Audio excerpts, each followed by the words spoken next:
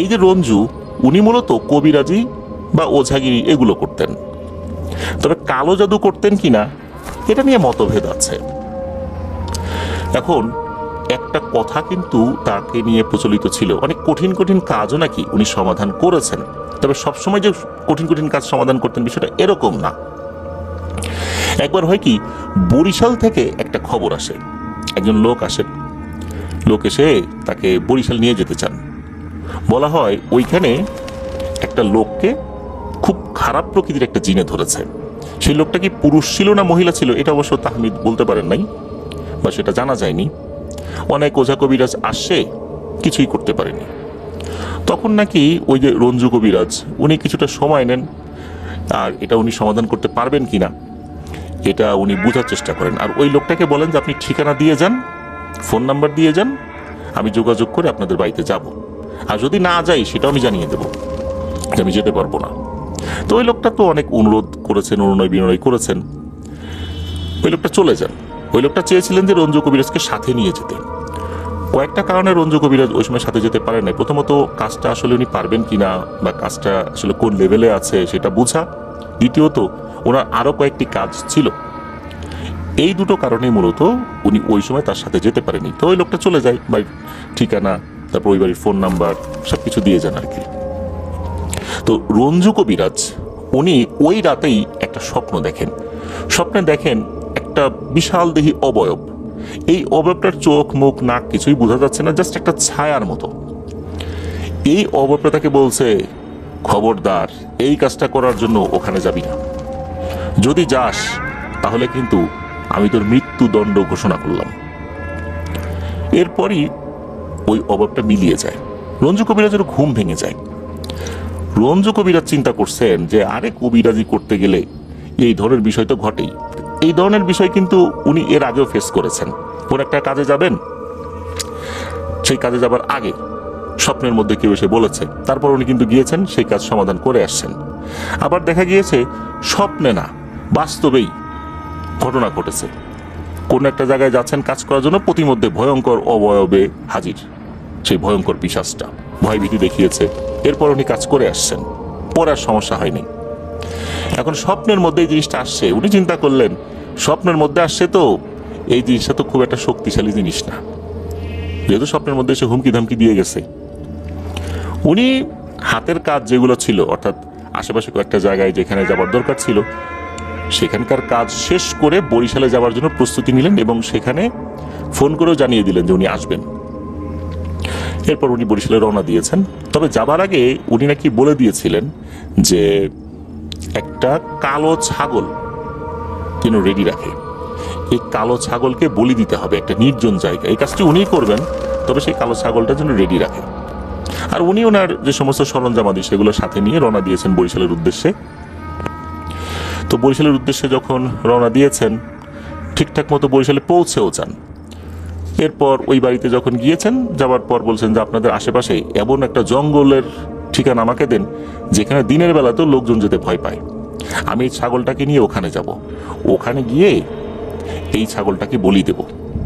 তখন তারা একটা জঙ্গলের সন্ধান দেন, কিছুটা পথ এগিয়েও দিয়ে আসেন, কারণ উনি তো এই জায়গায় নতুন, কোন জঙ্গলে যাবেন উনি তো চেনেন না। এরপরে গিয়ে লোকজন ওখান থেকে চলে আসে, বলতে ওখানেই ছিল, একটু দূরে ছিল। উনি কাজ শেষ করে বাইরে বের হবেন এরকম একটা পরিকল্পনা ছিল।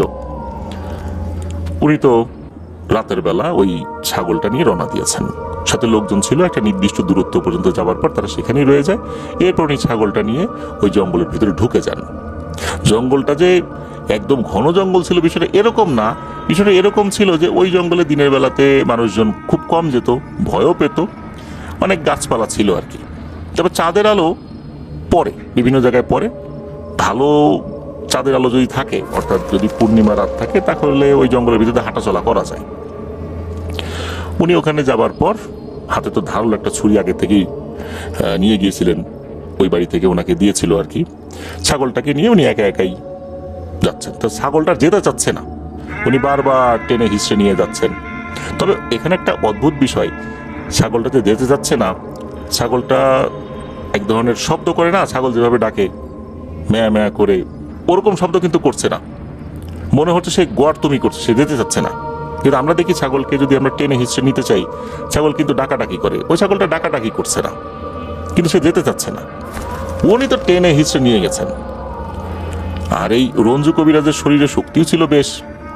ছাগলটাকে মুহূর্তের মধ্যে বেঁধে ফেলেছেন, বেঁধে ফেলে মাটিতে শুইয়ে দিয়ে উনি গলায় চাকু চালিয়ে দিয়েছেন।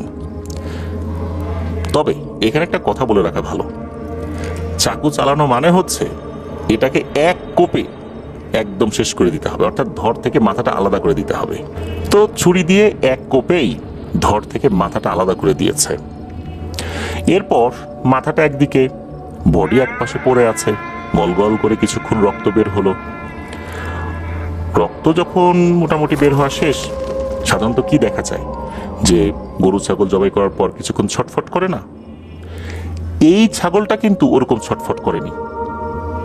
এইখানেই একটা অন্যরকম ব্যাপার। তো যাই হোক, ওই মাথাটা নিয়ে মূলত কাজ করতে হবে এই রঞ্জু কবিরাজকে। রঞ্জু কবিরাজ যখন দেখলো হ্যাঁ এখন সব ঠিকঠাক, সবকিছু ঠিকঠাক মতো সম্পন্ন হয়েছে, সে মাথাটা কেবল ধরতে যাবে, এমন সময় সে দেখলো অদ্ভুত একটা দৃশ্য। সে দেখলো এবারে ওই যে ছাগলের যে বডিটা, মাথা ছাড়া বডিটা, এটা নড়াচড়া শুরু করেছে। উনি চিন্তা করলেন হয়তোবা সে স্বাভাবিকভাবে নড়াচড়া করছে, জবাই করার পর তো নড়াচড়া করেনি, এখন এমনিতে নড়াচড়া করছে। কিন্তু না, এবারের নড়াচড়াটা সম্পূর্ণ রকমের ভিন্ন রকম ছিল। এই ছাগলের হাত পা কিন্তু বাঁধা ছিল। সে কি করলো, অনায়াসেই তার সামনের দিকে 2 পা, পেছন দিকে 2 পা যখন একটু নড়াচড়া করলো, এই দড়িটা খুলে গেল। এরপর এই ছাগলটা একদম সুস্থ স্বাভাবিক ছাগলের মতো মাটির উপর উঠে দাঁড়ালো। উঠে দাঁড়িয়ে কুকুর মাঝে মাঝে শরীরের ধুলাবালি ঝাড়ার জন্য শরীর ঝাড়া দেয় না, গা ঝাড়া দেয়, ওরকম একটা ঝাড়া দিল। যেহেতু তার মাথা ছিল না, শ্বাসনালী দিয়ে ফস ফস শব্দ বের হচ্ছিল সাপের মতো। এই দৃশ্য দেখার সাথে সাথে এই রঞ্জু কবিরাজ ভয় কিছুটা পেয়েছে, তবে ঘাবড়ে গিয়েছে বেশি যে এইটা কি। এরপর যেটা হয় সেটা রঞ্জু কবিরাজের চিন্তাও ছিল না।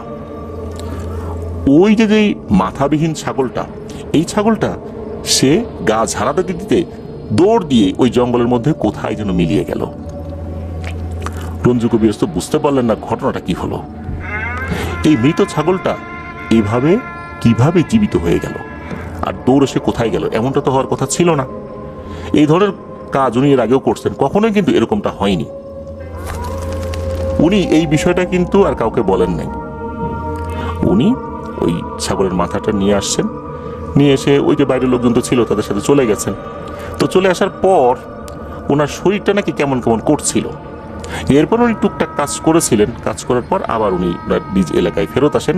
তবে উনি যে কাজটি করেছিলেন এই কাজের সফলতা আসেনি, আর এটা যে সফলতা আসবে না রঞ্জু কবিরাজ নিজেও বুঝতে পেরেছিলেন, তবে সেটা ওই এলাকার লোকদেরকে বুঝতে দেননি। তো উনি তো বাড়িতে চলে আসেন। বাড়িতে আসার পরই ওনার শরীরে বিভিন্ন জায়গায় ব্যথা শুরু হয়ে যায়। কয়েকদিন পর উনি একটা স্বপ্ন দেখেন। স্বপ্নের মধ্যে সেই অবয়বটা আসে, যেই অবয়বটাকে উনি প্রথম দিকে স্বপ্নে দেখেছিলেন। বরিশালে যাবার আগে স্বপ্নের মধ্যে যে এসে হুমকি দিয়েছিল, সে এসে বলে, তোকে মানা করলাম, তুই শুনলি না, তোকে কিন্তু আমি মৃত্যুদণ্ড দিয়েছিলাম, এখন সেই মৃত্যুদণ্ড কার্যকর করব, তবে তুই একবারে মারা যাবি না, ধুকে ধুকে মরবি। এই বলেই নাকি ওই অভাবটা ওই স্বপ্নের মধ্যেই তাকে জড়িয়ে ধরে নাকি বুকের সাথে এমন চাপ দেয়, ওই চাপে এই রঞ্জু কবিরাজ সে ঘুমের মধ্যেই তো মারাত্মক ব্যথা পেয়েছেন। ঘুমের মধ্যেই উনি শুনছেন তার হাড়গুলো, বিশেষ করে বুকের পাঁজরের হাড়গুলো মটমট মটমট করে ভেঙে যাচ্ছে। সকালবেলা ওনার যখন ঘুম ভাঙে, ঘুম ভাঙার পরে দেখেন যে উনি বিছানা ছেড়ে উঠতে পারছেন না, একদম বিছানায় পড়ে গেছেন। তার শরীরের হাড়গুলো কি ঠিকঠাক আছে কিনা উনি দেখতে বললেন তার স্ত্রীকে। টিপে টিপে দেখলেন না, ঠিক আছে, কিন্তু বিছানা ছেড়ে উঠতে পারছেন না, একদম প্যারালাইজড হয়ে গেছেন। তাকে ডাক্তার দেখানো হয়, ডাক্তার কোনো রোগই ধরতে পারে না কেন এমনটা হলো। এরপর থেকে উনি আস্তে আস্তে শুকিয়ে যেতে থাকেন। 6 মাস নিদারুণ কষ্ট উনি পেয়েছেন। 6 মাস পর উনি মারা যান। যেদিন উনি মারা গিয়েছেন, মৃত্যুর পরে বেশ খানিকক্ষণ পরে তার মুখ থেকে নাকি তাজা রক্ত বের হচ্ছিল, অনেক রক্ত বের হয়েছে। উনি যখন অসুস্থ অবস্থায় পড়েছিলেন, কেন এমনটা হলো এই পুরো ঘটনাটা উনি ওনার স্ত্রীকে বলেছিলেন। আর তার স্ত্রীকে বলেছিলেন যে এগুলো তার মৃত্যুর আগ পর্যন্ত যেন কাউকে না বলা হয়।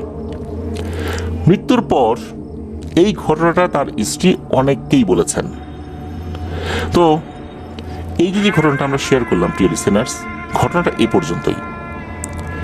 রঞ্জু কবিরাজ উনি মারা গিয়েছেন। ওনার কিন্তু 7টা মেয়ে। সবার ছোট যারা, এরাও কিন্তু, যারা বলছি কারণ শেষ হচ্ছে 2টা যমজ মেয়ে, তারাও এখন কিন্তু 7-8 বছর বয়স হয়ে গেছে আর কি। তার মৃত্যুর সময় তারা অনেক ছোট ছিল। রঞ্জু কবিরাজ এভাবেই পৃথিবীর মায়া ত্যাগ করে চলে যান। প্রিয় লিসেনার্স, আপনাদের কাছে কি মনে হয় ওই ছাগলটা এইভাবে কেন হঠাৎ করে দাঁড়িয়ে গেল, দাঁড়িয়ে গিয়ে গা ঝাড়া দিয়ে কোথায় মিলিয়ে গেল? এটা নিশ্চয়ই স্বাভাবিক কোনো ব্যাপার নয়, এটা তো আমরা বুঝতেই পারছি। তবে একটা বলির ছাগল এভাবে হারিয়ে গেল, সত্যি বেশ রহস্যময়। ধন্যবাদ জানাচ্ছি তাহমিদকে তার পাঠানো ঘটনার জন্য। তাহমিদ চেষ্টা করে সবসময় সত্য ভয়ের ঘটনাগুলো আমাদেরকে পাঠানোর জন্য। এখন যে ঘটনাটি আপনাদের সাথে শেয়ার করবে, এই ঘটনাটি আমাদেরকে যিনি পাঠিয়েছেন ওনার নাম সাব্বির। উনি বর্তমানে অনার্স ফার্স্ট ইয়ারে লেখাপড়া করছেন। ওনার বাড়ি টাঙ্গাইল জেলার ঘাটাইল উপজেলায়। উনি যে ঘটনাটি শেয়ার করেছেন এই ঘটনাটি ওনার নিজের সাথেই ঘটেছিল সাল 2023। এসএসসি পরীক্ষা শেষ করে নানা বাড়িতে বেড়াতে গিয়েছেন। ওনার নানা বাড়ি টাঙ্গাইল জেলার গোপালপুর উপজেলার একটি গ্রামে। সঙ্গত কারণে গ্রামের নামটি প্রকাশ করতে নিষেধ করেছেন। উনি যেহেতু ওখানে গিয়েছেন, এরপর ওনার মামাতো ভাই যার নাম হচ্ছে রাকিব, এরপর নানির বাড়ির এলাকার যে যে বন্ধুরা আছেন আর কি, সবাই তো খুশি উনি গেছেন। আবার এসএসসি পরীক্ষাও শেষ করেছেন, হাতে একটু সময় আছে। বিকেলবেলা যখন ক্রিকেট খেলতে গিয়েছেন, সন্ধ্যার কিছুক্ষণ আগে খেলা শেষে মামাতো ভাই সবার উদ্দেশ্য করে বলছে, এই শোন, আজকে রাতে আমরা একটা পিকনিক করব, রাতে একসাথে সবাই খাওয়া দাওয়া করব। সবাই এক বাক্যে রাজি হয়ে যায়। সবার কাছ থেকে চাঁদা তোলা হয়। চাঁদা তোলার পর একটা জায়গা ফিক্সড করা হয়। এরপর এই যে সাব্বির ভাই, তারপর রাকিব, সবাই মিলে রান্নার কাজ শুরু করে দিয়েছেন সন্ধ্যার পর থেকে। একজনের বাসা থেকে তো বিশাল বড় একটা সাউন্ড বক্স নিয়ে আসা হয়েছে। সেই সাউন্ড বক্সে গান বাজানো হচ্ছে। রাত 11টার দিকে রান্নার কাজ শেষ হয়ে যায়। সবাই মিলে খাওয়া দাওয়া শেষ করার পর রাত্রে সবাই ওখানেই থাকবে, সারা রাত গান বাজবে, গল্পগুজব হবে। এদিকে হয়েছে কি, এই যে সাব্বির ভাই, ওনার মাথা ব্যথা শুরু হয়ে যায় ওই বক্সের তীব্র আওয়াজ। আর গ্রামে তো ঠান্ডা একটু বেশি, ওখানে ওই রাত্রে ঠান্ডাটা একটু বেশি পড়েছিল। তো উনি যে শীতের কাপড় পরে গেছেন, একটু কষ্ট হচ্ছিল ওনার আর কি। খুব কষ্ট হচ্ছিল এটাও বলা যাবে না, তবে মাথা ব্যথার কারণে কষ্টটা বেশি হচ্ছিল। উনি তখন সবাইকে বলেন, আচ্ছা তোরা মজা কর, আমি বাসায় চলে যাই, বাসায় গিয়ে ঘুমাই, আমার ঠান্ডাও লাগতেছে আর মাথা ব্যথা করতেছে। তখন মামাতো ভাই রাকিব বলল, আচ্ছা ঠিক আছে, তাহলে তোকে একটু এগিয়ে দিয়ে আসি। তখন আবার সাব্বির ভাই বলছেন যে না ঠিক আছে, আমি তো একাই যেতে পারবো, মাত্র 10 মিনিট 12 মিনিটের রাস্তা তো পায়ে হেঁটে চলে যেতে পারবো। এরপর সবার কাছ থেকে বিদায় নিয়ে উনি বাড়ির উদ্দেশ্যে রওনা দিয়েছেন। ওনার মোবাইল ফোনের টর্চ লাইট জ্বালিয়ে রওনা দিয়েছেন। চারদিকে শুনশান নীরবতা। যখন রওনা দিয়েছেন তখন রাত 12টার কাছাকাছি বাজে। তো হেঁটে যাচ্ছেন, এক পর্যায়ে ওনার কাছে মনে হলো ওনার সামনে দিয়ে কেউ একজন দ্রুত রাস্তা ক্রস করে রাস্তার পাশে থাকা তাল গাছটার আড়ালে গিয়ে দাঁড়ালো। উনি ভেবেছেন কোনো চোর হবে। হঠাৎ করে সাব্বির ভাই দেখে ফেলেছেন, এই কারণে এই চোরটা তড়িঘড়ি করে পার হয়ে তাল গাছের আড়ালে লুকিয়ে গেল। চোরই যদি না হবে তাহলে তাল গাছের আড়ালে লুকালো কেন? উনি এই পাশ থেকে বলতেছেন, এই কে রে ওইখানে, কে লুকালো, বেটা চোর কোথাকার। এই বলে ওনার হাতে একটা লাঠি ছিল। মূলত লাঠিটা হাতে এই কারণে নিয়েছিলেন, রাতের বেলা হুট করে রাস্তার মাঝখানে যদি কোনো কুকুর বা শেয়াল আক্রমণাত্মক ভঙ্গিতে আসে, তখন লাঠি দিয়ে ভয় দেখিয়ে যাতে ওগুলোকে তাড়িয়ে দিতে পারেন। ওই লাঠিটা একটা শুকনো ডালের মতো ছিল আর কি। উনি কি করেছেন, ওটা ভেঙেছেন, ভেঙে কয়েক টুকরো করেছেন। ওই টুকরোগুলো ওই তাল গাছের দিকে ছুঁড়ে মারছেন, এই চোর, বের হ, ওখানে কি করিস, বের হ, এরকম বলছেন। কিছুক্ষণ পর মনে হলো আচ্ছা যাই তো ওই তাল গাছটার ওখানে গিয়ে দেখি কে ওখানে আছে। এই চিন্তা করে উনি ওই যে মোবাইল ফোনের যে টর্চ লাইট ওটা জ্বালিয়ে ওই তাল গাছটার কাছে গিয়েছেন। কাছে যাবার পর তাল গাছটার পেছন সাইডেও গেলেন, দেখলেন যে ওখানে কেউই নেই। তখন ভাবলেন বেটা চোর এতক্ষণে পালিয়ে গেছে। এরপর উনি আবার হাঁটা শুরু করেছেন। 1-2 মিনিট হাঁটার পর ওনার কাছে মনে হলো ওনার পিছে পিছে কেউ হাঁটছে। কারণ পিছে পিছে যদি কেউ হাঁটে এক ধরনের শব্দ কিন্তু হয়, এটা উনি বুঝতে পেরেছেন। উনি পেছন দিকে তাকালেন, দেখলেন কেউ নেই। তখনই মূলত ভয়ে ওনার শরীরের লোমগুলো দাঁড়িয়ে যায়, ওনার মনের মধ্যে ভয় কাজ করা শুরু করে। ভয় নিয়েই উনি জোরে জোরে হাঁটা শুরু করেছেন। এরপর হঠাৎ করে ওনার ঘাড়ে গরম নিঃশ্বাস অনুভব করলেন, মনে হচ্ছে কেউ পেছন থেকে গরম নিঃশ্বাস ওনার ঘাড়ের উপর ফেলছে। তখনই পেছন থেকে কেউ একজন মোটা এবং ভয়ঙ্কর কণ্ঠে বলে উঠল, আজকে তুই বাঁচতে পারবি না রে, তোর কত বড় সাহস, তুই আমার দিকে ঢিল ছুঁড়ে মারিস, গালিগালাজ করিস। তখন এই সাব্বির ভাই আবার পেছন দিকে সাহস করে ঘুরে যখনই তাকিয়েছেন তখন দেখেন বিশাল লম্বা একটা ছায়া। তবে এই ছায়াটার চেহারা বোঝা যাচ্ছে না, জাস্ট একটা লম্বা মানুষের মতো অবয়ব, নাক, মুখ, চোখ কেমন এটা বোঝা যাচ্ছে না। তখন তো সাব্বির ভাই বুঝতে পেরেছেন ভয়ঙ্কর কোনো কিছুর খপ্পরে উনি পড়ে গেছেন। তারপরও আল্লাহর নাম স্মরণ করে শরীরের সমস্ত শক্তি সঞ্চয় করে উল্টো দিকে ঘুরে বাড়ির দিকে দিয়েছেন এক দৌড়। দৌড়ানোর সময় ওই জিনিসটা পিঠে কোনো কিছু দিয়ে তাকে আঘাত করে। যখনই আঘাত করেছে এই আঘাতটা বেশ জোরেই ছিল, লাঠি বা অন্য কোনো কিছু দিয়ে আঘাত করেছে। তখন উনি মাটিতে পড়ে যান, পড়েই অজ্ঞান হয়ে যান। যখন ওনার জ্ঞান ফেরে তখন দেখেন উনি ওই জায়গাতেই পড়ে আছেন। আর তখন মসজিদে ফজরের আজান হচ্ছে, আজানের শব্দ শোনা যাচ্ছে। আর ওনার কাছেই ওনার মোবাইল ফোনটা পড়েছিল। বাড়ির থেকে কেউ ওনাকে ফোন দেয়নি, কেননা ওনার নানা বাড়ির সবাই জানে যে ওরা পিকনিক করতে গেছে, সেখানে তার মামাতো ভাই রাকিব আছে। এদিকে এই রাকিবরাও তার ফোন দেয়নি, কারণ তারা জানে যে সে বাড়িতে চলে গেছে। কোনো সমস্যা হলে তো সাব্বির ভাই ফোন দিত, এই চিন্তা করে কেউই কিন্তু কাউকে আসলে ওভাবে নক করেনি যে সাব্বির কি বাড়িতে গেছে, বা নানা বাড়ি থেকে কেউ ফোন করেনি রাকিবকে যে সাব্বির সম্পর্কে সে কোথায় কি করছে। তো ওনার যখন জ্ঞান ফেরে তখন দেখেন উনি ওখানেই পড়ে আছেন। এরপর দেখেন ফোনটাও ওনার কাছাকাছি একটা জায়গায় পড়ে আছে। ফোনটা তুলে নিয়ে উনি তখন দ্রুত বাড়ির দিকে যাত্রা শুরু করেন। এইটুকু পথে আর কোনো সমস্যা হয়নি। উনি যখন বাড়িতে যান তখন দেখেন ওনার নানি ফজরের নামাজ পড়ার জন্য অজু করছেন। তখন নানি বলছেন, কি রে তুই চলে আসলি, রাকিব আসলো না? নানির মুখের দিকে তাকিয়ে উনি কোনো উত্তর না দিয়েই ঘরে গিয়ে শুয়ে পড়লেন। তারপর সকাল হয়ে দুপুর হয়ে যায়, সবাই তাকে ডাকছে কিন্তু উনি ঘুম থেকে উঠছেন না। এদিকে তার মামাতো ভাই রাকিব বলছে, আচ্ছা সাব্বির এত ঘুমাচ্ছে কেন, ও তো রাত জাগে নাই, ও তো রাত 12টার দিকে চলে আসছে। তখন নানি নাকি অবাক হয়ে যায়, কি বলিস, রাত 12টার দিকে চলে আসছে মানে? আমি তো ফজরের নামাজের জন্য উজু করার সময় দেখি যে ও বাসায় আসছে, এতক্ষণ সে কোথায় ছিল? বাসায় আসতে তো কোনোভাবেই 12 মিনিট বা সর্বোচ্চ 15 মিনিট লাগবে, এর থেকে কোনোভাবেই তো বেশি লাগার কথা না, তাহলে এতক্ষণও কোথায় ছিল? সবাই তো তখন আরো বেশি চিন্তায় পড়ে যায়। সবাই মিলে আবার তাকে ডাকাডাকি করতে থাকে। একসময় ডাকতে ডাকতে ডাকতে ডাকতে তার ঘুম ভাঙে। যখন ঘুম ভেঙেছে তখন এই সাব্বির ভাই উনি ফিল করেন ওনার শরীরের এক পাশ একদম অবশ হয়ে গেছে, ওই পাশটা কোনোভাবেই উনি নাড়াতে পারছেন না।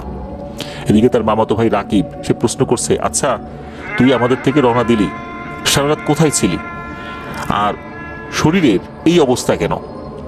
তখন এই সাব্বির ভাই সমস্ত ঘটনা সবাইকে খুলে বলেন। তখন তো নানি কান্নাকাটি শুরু করে দেয়। নানাকে বলে, তুমি তাড়াতাড়ি একটা হুজুর ডেকে আনো, খুব বড় ধরনের একটা সমস্যা হয়ে গেছে। নানা পাশের একটা মাদ্রাসা থেকে একজন হুজুরকে ডেকে নিয়ে আসেন। হুজুর সবকিছু শুনলেন যে ঘটনাটা কি। এরপর উনি বললেন যে চিকিৎসা শুরু করার আগে আরো বিস্তারিত জানতে হবে, এরপর আমি ইনশাল্লাহ চিকিৎসা শুরু করব, আমাকে একটু সময় দেন, আমি এশার নামাজ পড়ে তারপর আসবো ইনশাল্লাহ। তো হুজুর এশার নামাজের পর আসেন, এসে যে কথা বলেন তা শুনে তো সবাই আতকে ওঠেন। হুজুর এসে বলেন যে আপনাদের নাতির তো কপাল ভালো, সে ওইখান থেকে বেঁচে ফিরে আসতে পারছে। সাব্বির যখন ওই রাস্তা দিয়ে যাচ্ছিল তখন একটা ভালো জিন ওইখান দিয়ে যাচ্ছিল। সে কাউকে সহজে দেখা দেয় না, কিন্তু সে ওই সময় তার নিজের রূপেই যাচ্ছিল। সাব্বির যেহেতু যাচ্ছিল, সাব্বির তাকে দেখে যেন ভয় না পায়, সে দ্রুত রাস্তা পার হয়ে ওই তাল গাছের আড়ালে চলে যায় যাতে করে ও তাকে না দেখে। কিন্তু সাব্বির কি করেছে, সে চোর মনে করে গালিগালাজ করেছে, আবার হাতের লাঠি ভেঙে ওটা দিয়ে ঢিল ছুঁড়েছে। এই কারণেই মূলত ওই জিনটার আত্মসম্মানে লেগেছে, সে ক্ষিপ্ত হয়েছে। মূলত সাব্বিরকে মেরে ফেলার উদ্দেশ্যেই পিছু নিয়েছিল। যে আঘাতটা করেছে এই আঘাতটা মাথার একটা জায়গায় করেছিল, কিন্তু আল্লাহর অশেষ রহমতে মাথায় না লেগে পিঠের একটা জায়গায় লেগেছে। মাথায় যদি লাগতো সাথে সাথে ওর ব্রেন ড্যামেজ হয়ে যেত, ও আর হুঁশে ফিরে আসতে পারতো না। কিন্তু আল্লাহর রহমতে পিঠে লেগেছে, এই জন্য শরীরের একটা পাশ অবশ হয়ে গেছে। মাথায় লাগলে কি হতো একবার চিন্তা করেন, ব্রেন অকেচো হয়ে যেত। আল্লাহর অশেষ রহমতে আজানের ধ্বনিতে তার জ্ঞান ফেরত এসেছে, এখন চিকিৎসা করা যাবে। তখন নানা ওই হুজুরকে বললেন যে আচ্ছা, এতটুকু কারণে ওকে মেরে ফেলার জন্য ওকে আক্রমণ করলো? তখন হুজুর বলেন যে আসলে সে যে গালিগালাজ করেছে, ঢিল মেরেছে, এটাই মূলত তার রাগের একটা কারণ ছিল। আর সে আগে থেকে কাউকে বিরক্ত করে না, এই পথ দিয়ে সে চলাচল করেছে, কাউকে এরকম আক্রমণও কখনো করেনি। সে নাকি এসে এটা বলেছে। আর ওই জিনটা নাকি ওই হুজুরের সাথে যোগাযোগ করেছিল, যে হুজুর এশার নামাজের পরে আসছেন, তো এর মধ্যেই হুজুর ওই জিনের সাথে যোগাযোগ করেছে। ওই জিনটা এই সাব্বির ভাইকে আর কোনো ক্ষতি করবে না এই প্রতিশ্রুতি দেয়, কিন্তু বলে যেহেতু সে অনেক গালিগালাজ করেছে এই জন্য তাকে কিছু সাদাকা দিতে হবে, 10 প্যাকেট মিষ্টি। ওই রাতেই রাত 12টার দিকে ওই যে তাল গাছ যেই জায়গাটা যার পেছনে ওই জিনটা আড়াল হয়েছিল ওখানে দিয়ে আসতে হবে, আর তাকেই দিয়ে আসতে হবে, পেছন দিকে তাকানো যাবে না। সাব্বির ভাই সাহস সংগ্রহ করে ওই রাতেই মিষ্টি নিয়ে একা একাই দিতে যান। পেছন দিকে তো তাকানো যাবে না। উনি যখনই দিয়ে উল্টো দিকে ঘুরেছেন তখন ওনার মুখে কে যেন ঠাস করে একটা চর মেরে দেয়। চর মেরে দিয়ে বলে যে যা, আজকের মতো ছেড়ে দিলাম, আর কখনো এরকম ভুল করবি না, আর সোজা চলে যাবি, পেছন দিকে তাকাবি না। এদিকে হঠাৎ করে এরকম চর খেয়ে আবারও সেই ভুতুরে কণ্ঠ শুনে সাব্বির ভাই তো পেয়েছেন ভয়। সাব্বির ভাই চিন্তা করছেন এমন তো হওয়ার কথা ছিল না, কথা ছিল যে মিষ্টি দিয়ে চলে আসবো, পেছন দিকে তাকাবো না। আমি তো পেছন দিকে তাকাইও নেই, আমাকে গালে এইভাবে কষে একটা চর মারলো কেন? সে মুখের উপর হাত রেখে মুখ ডলতে ডলতে বাসায় ফেরত আসলেন। ফেরত এসে বললেন যে ওই জিনটা তো আমাকে থাপ্পড় মেরেছে। পরবর্তী দিন হুজুরকে যখন জানানো হয় তখন হুজুর বলেছিলেন আর একটা অদ্ভুত কথা। ওই জিনটা নাকি হুজুরকে জানিয়েছিল যে ও যখন মিষ্টি দিতে আসবে তখন কিন্তু ওকে একটা থাপ্পড় মারবো আমি, কারণ ওর উপর যে রাগ আছে শুধু মিষ্টি দিলে কিন্তু আমার রাগ যাবে না, তবে ওই থাপ্পড়ে ওর কোনো ক্ষতি হবে না।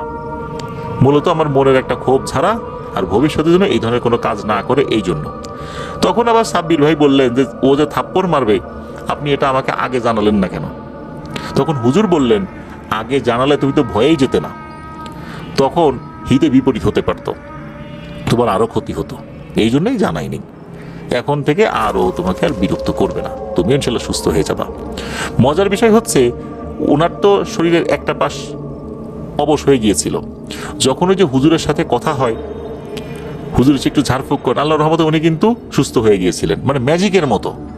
যিনি তার শরীরের একটা পাশ নাড়াতেই পারছিলেন না উনি সুস্থ হয়ে গেছেন, দিব্যি সুস্থ হয়ে উনি ওই মিষ্টিটা দিয়ে আসছেন, আর মিষ্টি দিতে গিয়ে কোষে একটা চর খেয়ে আসছেন আর কি। এই হচ্ছে ঘটনা। প্রিয় লিসেনার্স, এই যে ঘটনাটি আমরা শেয়ার করলাম, এই ঘটনাটার মধ্যে আসলে এই যে সাব্বির ভাই যে চোর মনে করে কথা বলছিলেন, এটা অস্বাভাবিক কিছু না, এটা মনে হতেই পারে ঠিক যেভাবে ওনাকে ক্রস করে একটা মানুষের মতো কিছু একটা চলে গেছে, উনি তো খেয়াল করেন এটা মানুষ না অন্য কিছু, মনে হয়েছে চোর। আর গ্রামের পরিবেশে এটা মনে হওয়াটা অস্বাভাবিক কিছু না, শহরের পরিবেশে এটা মনে হতে পারে।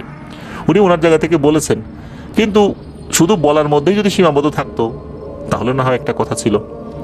উনি যে কাজগুলো করেছেন তাতে তো ওই জিন ক্ষিপ্ত হয়েছে, যার কারণে ওনাকে আঘাত করেছে। আমরা কিন্তু অনেক ঘটনা শুনতে পাই যে যিনি আঘাত করেছে দেখা গেছে যে শরীরের ভিতরে সবকিছু নষ্ট হয়ে গেছে। এরকম ঘটনা কিন্তু এর আগেও আমরা শুনেছি বা প্রচার করেছি। তো জিন যদি আঘাত করে, যদি তার আঘাতের অন্য রকমের উদ্দেশ্য থাকে যে এই আঘাতের মাধ্যমে শরীরের বড় ধরনের ড্যামেজ করে ফেলবো, এবং সেই বিদ্যা যদি তার জানা থাকে, তাহলে কিন্তু বড় ধরনের ক্ষতি হবে। আল্লাহ আমাদেরকে হেফাজত করুন। রাতে চলাচলের ক্ষেত্রে দোয়া পড়তে পড়তে আমরা ইনশাল্লাহ যাব। যদি একাকিত্ব আমাদেরকে গ্রাস করে ফেলে ওই রাতে চলার সময়, তাহলে আমরা মোবাইলে পবিত্র কোরআনের কোন একটা সূরা বাকারা হোক, সূরা ইয়াসিন হোক, এটা ছেড়ে দিয়ে আমরা চলতে থাকবো ইনশাল্লাহ। আগে থেকেই যেন এই সূরাগুলো আমাদের মোবাইলে ডাউনলোড করা থাকে, এটাও কিন্তু আমরা যেন নিশ্চিত করি। আজকে থেকেই আমরা মোবাইলে ইউটিউব থেকে অফলাইনেও ডাউনলোড করা যায়, বা আপনি এমনিতেই MP3 হিসেবে ডাউনলোড করে রাখতে পারেন। রাতে চলাচলের ক্ষেত্রে বা রাতের বেলা যদি আমরা কেউ ঘুমিয়ে থাকি, মনে হচ্ছে যে রাতের ঘরের মধ্যে কেউ আছে, কোন একটা অন্য ধরনের ফিল হচ্ছে, তখন কিন্তু সূরাটা চালিয়ে দিয়ে ঘুমিয়ে যেতে পারেন। তখন দেখবেন সেই ভয়টার কাজ করছে না। আর সত্যি সত্যি যদি কিছু থেকেও থাকে, ইনশাল্লাহ তখন আপনাকে আর ক্ষতি করতে পারবে না। আল্লাহ আমাদেরকে আমল করার তৌফিক দান করুন। ধন্যবাদ জানাচ্ছি সাব্বির ভাইকে আপনার পাঠানো ঘটনার জন্য। প্রিয় লিসেনার, এখন যে ঘটনাটি আপনাদের সাথে শেয়ার করবে, এই ঘটনাটি আমাদেরকে যিনি পাঠিয়েছেন, ওনার নাম আজিজুল, ওনার বাড়ি ঢাকা জেলার ধামরাইয়ে। ঘটনাটি উনি ওনার মেজ বোন সুমির কাছ থেকে সংগ্রহ করেছেন। মূলত ঘটনাটি যার সাথে ঘটেছে, তিনি এই সুমি আপার ননদের মেয়ের ছেলে শিশু সন্তান। মাত্র অল্প কয়েকদিন বয়স হয়েছিল তার। ঘটনাটি ঘটেছিল 2021 সালের জানুয়ারি মাসের প্রথম সপ্তাহে। ঘটনাটির স্থান বগুড়া জেলার শাহজাহানপুর উপজেলার ঘোহাল গ্রামে। ওই সময় ওই ইউনিয়ন পরিষদের নির্বাচনের আয়োজন চলছিল। নির্বাচন উপলক্ষে যারা ক্যান্ডিডেট ছিলেন, যারা দাঁড়িয়েছিলেন আর কি নির্বাচনে, তাদের যারা কর্মী বাহিনী আছে, তারা তো তাদের মতো করে তাদের প্রার্থীর প্রচারণা চালাচ্ছিল। তো এই যে ননদের মেয়ের হাজবেন্ড যিনি, উনিও কিন্তু এই প্রচারণায় অংশ নিয়েছিলেন। ওনার বাইক ছিল, সারাদিন এই প্রচারণার কাজ করতেন। বাড়িতে ফিরতে ফিরতে রাত হয়ে যেত। তো এমনই এক রাতের বেলা উনি প্রচারণা করে, ওনার সাথে আরেকজন ছিল, তাকে সাথে নিয়ে উনি বাড়িতে ফিরছিলেন। তো ওনারা যেই পথ দিয়ে বাড়িতে ফিরছিলেন, ওই পথ দিয়ে ওনারা আসলে সবসময় আসেন না, মাঝে মাঝে আসেন। তো ওনারা যে সময়টাতে ফিরছিলেন, তখন যে অনেক রাত এটা আসলে বলা যাবে না, মোটামুটি রাত 9টা-10টা এরকম হবে আর কি। আর যেহেতু ওই এলাকায় নির্বাচনের বেশ একটা আয়োজন চলছিল, মানুষজন তো জেগেই ছিল, অনেকে নির্বাচনী প্রচারণা যেহেতু করতেন, বাধ্য হয়ে রাতের বেলাতেও কারো বাড়িতে ভোট চাইতে যেতে হতো। এই জন্য রাস্তাঘাটে মানুষজন ওই সময় ছিল। তো এই যে ননদের মেয়ের হাজবেন্ড যিনি, উনি যখন বাইক নিয়ে ফিরছিলেন, ওনার সাথে তো আরেকজন ছিল, তো ওনারা ওই পথ দিয়ে আসার সময় একটা ছোট্ট কালভার্ট পড়ে। ওনারা যখন ওই কালভার্টের কাছাকাছি আসার উপক্রম হয়েছেন, তখন ওরা দূর থেকেই দেখেন ওই কালভার্টের উপরে একটা লাশের খাটিয়া রাখা, আর তার মধ্যে লাশও রাখা, সাদা কাফনে মোড়ানো। বাইকের সামনের যে হেডলাইট থাকে, এই হেডলাইটের আলোতে ওনারা কিন্তু দূর থেকে স্পষ্ট দেখতে পেলেন। ওনারা কিন্তু মোটরসাইকেল থামান নাই, ওনার মোটরসাইকেলটা সোজা চালিয়ে কালভার্টের উপরে আসলেন। ওই যে খাটিয়া আর লাশ, এটা পর্যবেক্ষণ করতে লাগলেন। দেখলেন যে দেখতে সাধারণ একটা কাঠের খাটিয়া, লাশটাও স্বাভাবিকই, মনে হচ্ছে লাশটার উচ্চতা 5 ফুট 4 ইঞ্চি, 5 ইঞ্চি বা 6 ইঞ্চি এরকম হতে পারে আর কি। একটা শুকনো দেহের একটা মানুষ, পুরুষ না মহিলা এটা বোঝা যাচ্ছে না। ওনারা চিন্তা করলেন কি ব্যাপার, এখানে কালভার্টের উপরে লাশের খাটিয়া রেখে লোকজন কোথায় গেল? কেউ না কেউ তো থাকবে এখানে, একজনও নাই। ওনারা কিন্তু এটা দেখে ভয় পায়নি। ওরা চিন্তা করলেন যে দেখি তো সামনে যাই, বাইকটা টান দিয়ে সামনের লোকজনদেরকে বলি যে এই লাশটা কোত্থেকে আসলো, লোকজনই বা কোথায়। ওরা তখন দ্রুত বাইকটা টান দিয়ে কিছুটা সামনে গিয়েছেন। ওইখানে একটা চায়ের দোকান আছে। তো চায়ের দোকানে লোকজন ওই সময় ছিল না, তবে যিনি দোকানদার উনি ছিলেন। দোকান বন্ধ করতে তার আরো বেশ কিছুটা সময় লাগবে।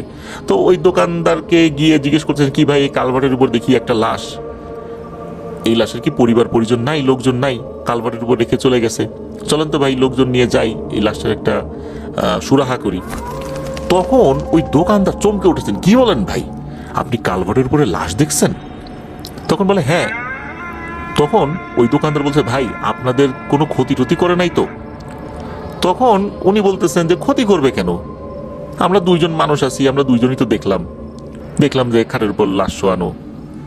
তখন ওই দোকানদার বলছে, ভাই তাড়াতাড়ি চলে যান এখান থেকে, আর দেরি করেন না, আপনার বড় বাচ্চা বেঁচে গেছেন, দ্রুত বাড়িতে যান। ওনারা তো বুঝতে পারতেছে না ঘটনাটা কি। তখন ওই লোকটাকে বলছেন, ভাই একটু ভেঙে বলেন তো ঘটনাটা কি, কেন এমনটা বলতেছেন? তখন ওই দোকানদার বলতেছেন, ওই কালভার্টটা যে জায়গাটাতে, ওখানে খুবই ভয়ঙ্কর শ্রেণীর কিছু পিশাচ জিন বসবাস করে। তারা অনেক সময় বিভিন্ন মানুষকে বড় ধরনের বিপদে ফেলেছে, অনেকে তো ভয় পেয়ে মারাই গেছে। আপনারা তো আল্লাহর রহমতে ভয় পান নাই, ওখান থেকে চলে আসছেন, কিছুই মনে করেন নাই, আপনাদের ভাগ্য আসলেই ভালো, দ্রুত বাসায় চলে যান। এই কথা শোনার পর তখন ওনারা একটু একটু ভয় পাচ্ছেন। তারপরে কি আর করা, বাড়িতে চলে আসছেন। বাড়িতে আসার পর ওই ননদের মেয়ের যিনি হাজবেন্ড, উনি হাত মুখ না ধুয়েই রুমে চলে গেছেন, ফ্রেশও হন নাই, ক্লান্ত ছিলেন, সারাদিন দৌড়ঝাঁপ করেছেন। তো ওই সময় কিন্তু এই যে নবজাতক শিশু, তার বয়স ছিল মাত্র 4 দিন। এরপরেই ওই রাত থেকেই মূলত কিছুটা সমস্যা শুরু হয়। বাচ্চা ওই রাতে একটু কান্নাকাটি করে, তবে সেটা যে খুব বেশি এটাও বলা যাবে না।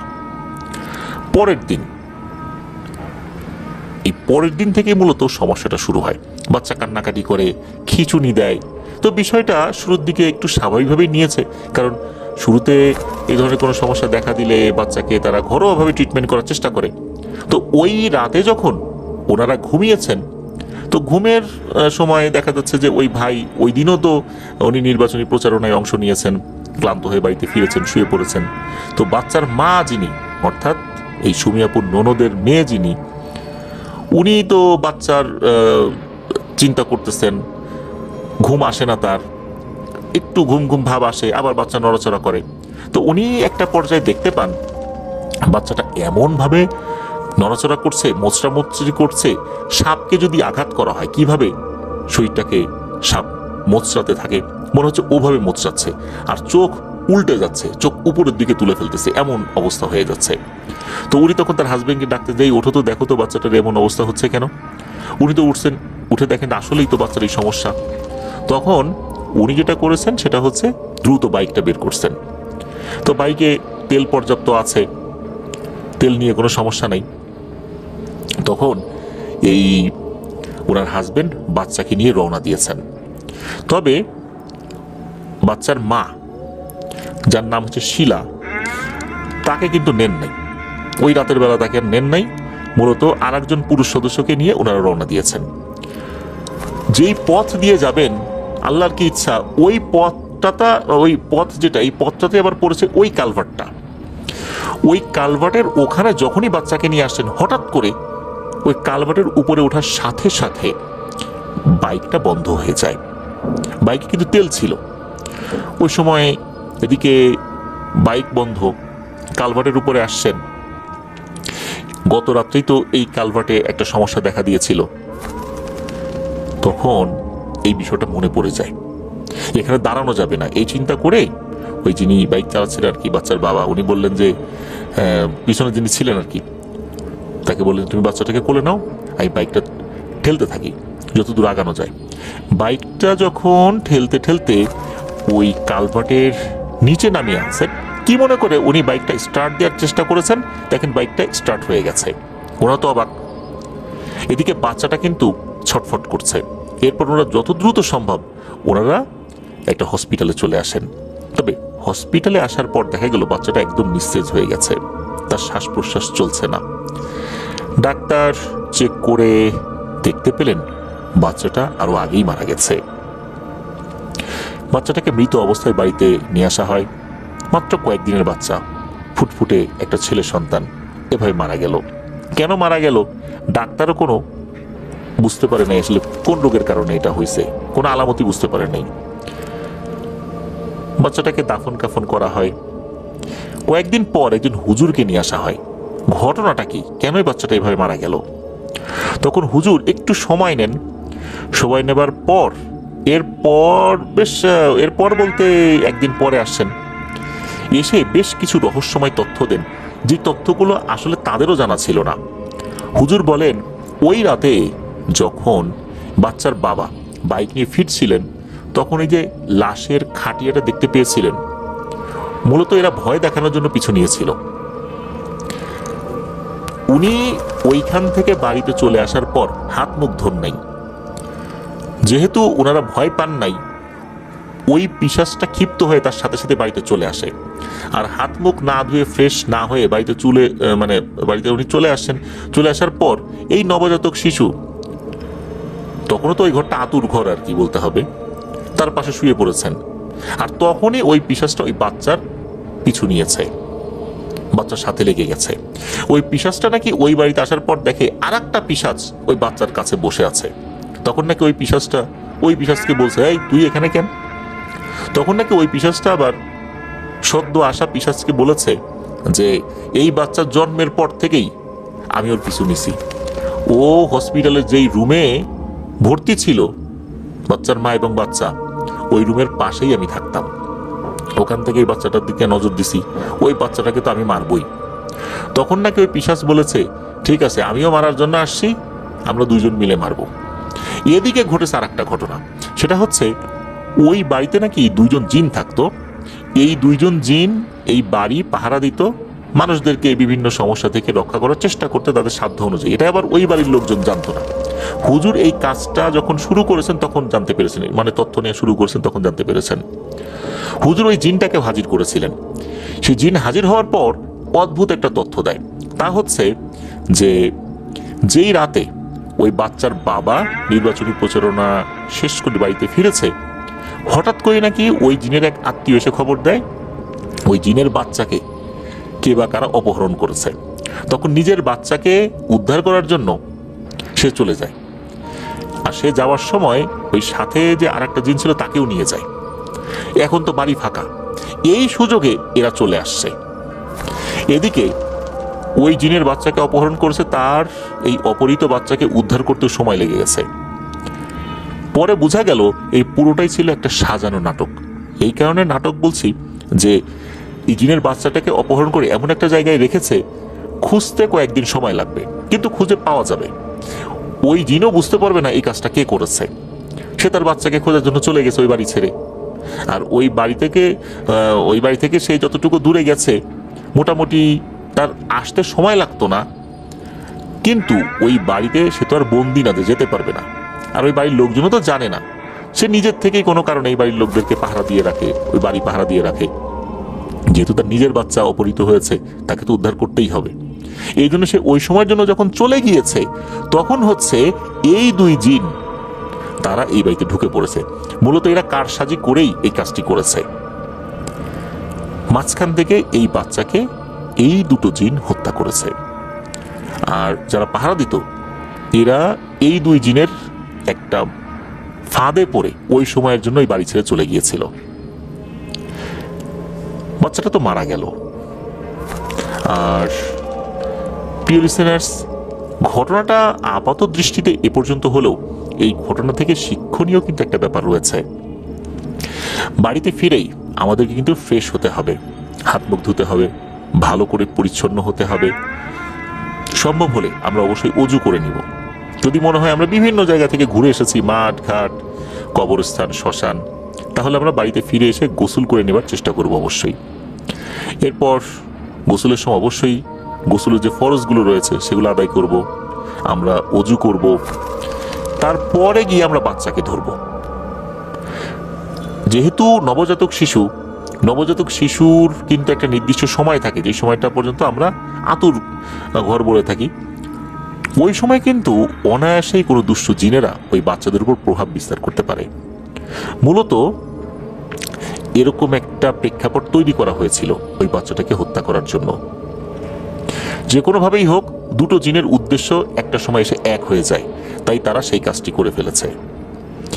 আর অনায়াসেই যেন বাচ্চাটাকে মেরে ফেলা যায়, এই জন্য তারা একটা নাটক সাজিয়েছিল, যাতে করে ওই ফাঁদে পড়ে পাহারাদার জিনগুলো তারা এখান থেকে কিছু সময়ের জন্য চলে যায়, এবং হয়েছিল তাই। এই জন্য বলি, আমরা বাইরে থেকে যখন আসব আমরা নিজেদেরকে পরিচ্ছন্ন করে ফেলবো ইনশাল্লাহ। তাহলে দুটো কাজ হবে, এক হচ্ছে বাইরে থেকে আসা জীবাণুগুলো ঘরের অন্যদেরকে আক্রমণ করতে পারবে না, সেই সাথে বাইরে থেকে আসা দুষ্টু জিনগুলো আর বাড়ির সদস্যদেরকে ক্ষতি করতে পারবে না। আল্লাহ আমাদেরকে হেফাজত করুন। ধন্যবাদ জানাচ্ছি আজিজুল ভাইকে আপনার পাঠানো এই ঘটনার জন্য।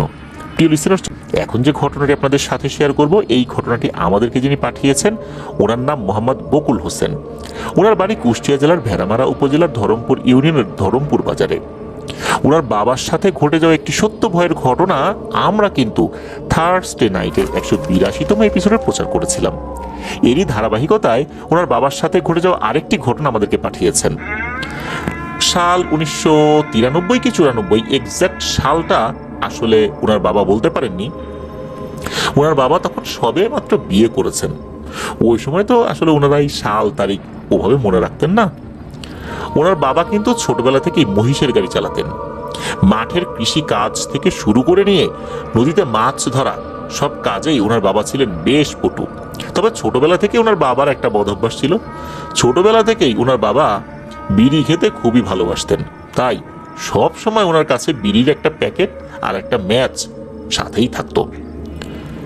এই বকুল ভাইদের বাড়ির পাশ দিয়ে কিন্তু বয়ে গেছে ছোট হিসনা নদী। নদীর ওপারে মাঠ। একদিন ওই মাঠে ওনার বাবা কাজ করতে গিয়েছেন। যখন গিয়েছেন তখন দুপুরবেলার দিকে আর কি। ওনার বাবা কাজ করছিলেন মূলত ওনাদের সবজির জমিতে। আপন মনে কাজ করছেন। ওনাদের জমি থেকে একটু দূরেই কাজ করছিলেন ওনাদেরই এলাকার এক দাদা, তার নাম হচ্ছে জানু ফকির। এই জানু ফকিরকে আবার এই বকুল ভাইয়ের বাবা চাচা বলে সম্বোধন করতেন।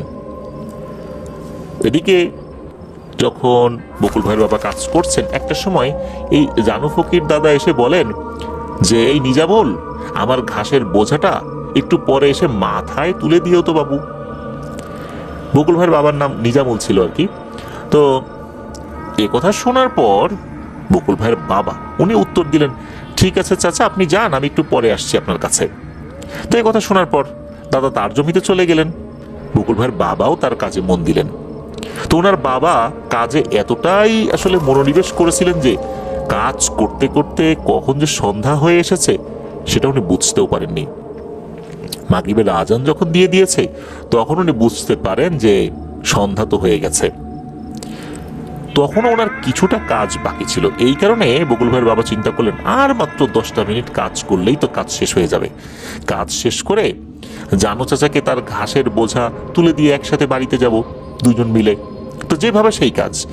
মিনিট 10 পর কাজ শেষ হয়ে গেল বকুল ভাইয়ের বাবার। কাজ সেরে উঠে পড়লেন, তখন কিন্তু চারদিকে অন্ধকার হয়ে গেছে।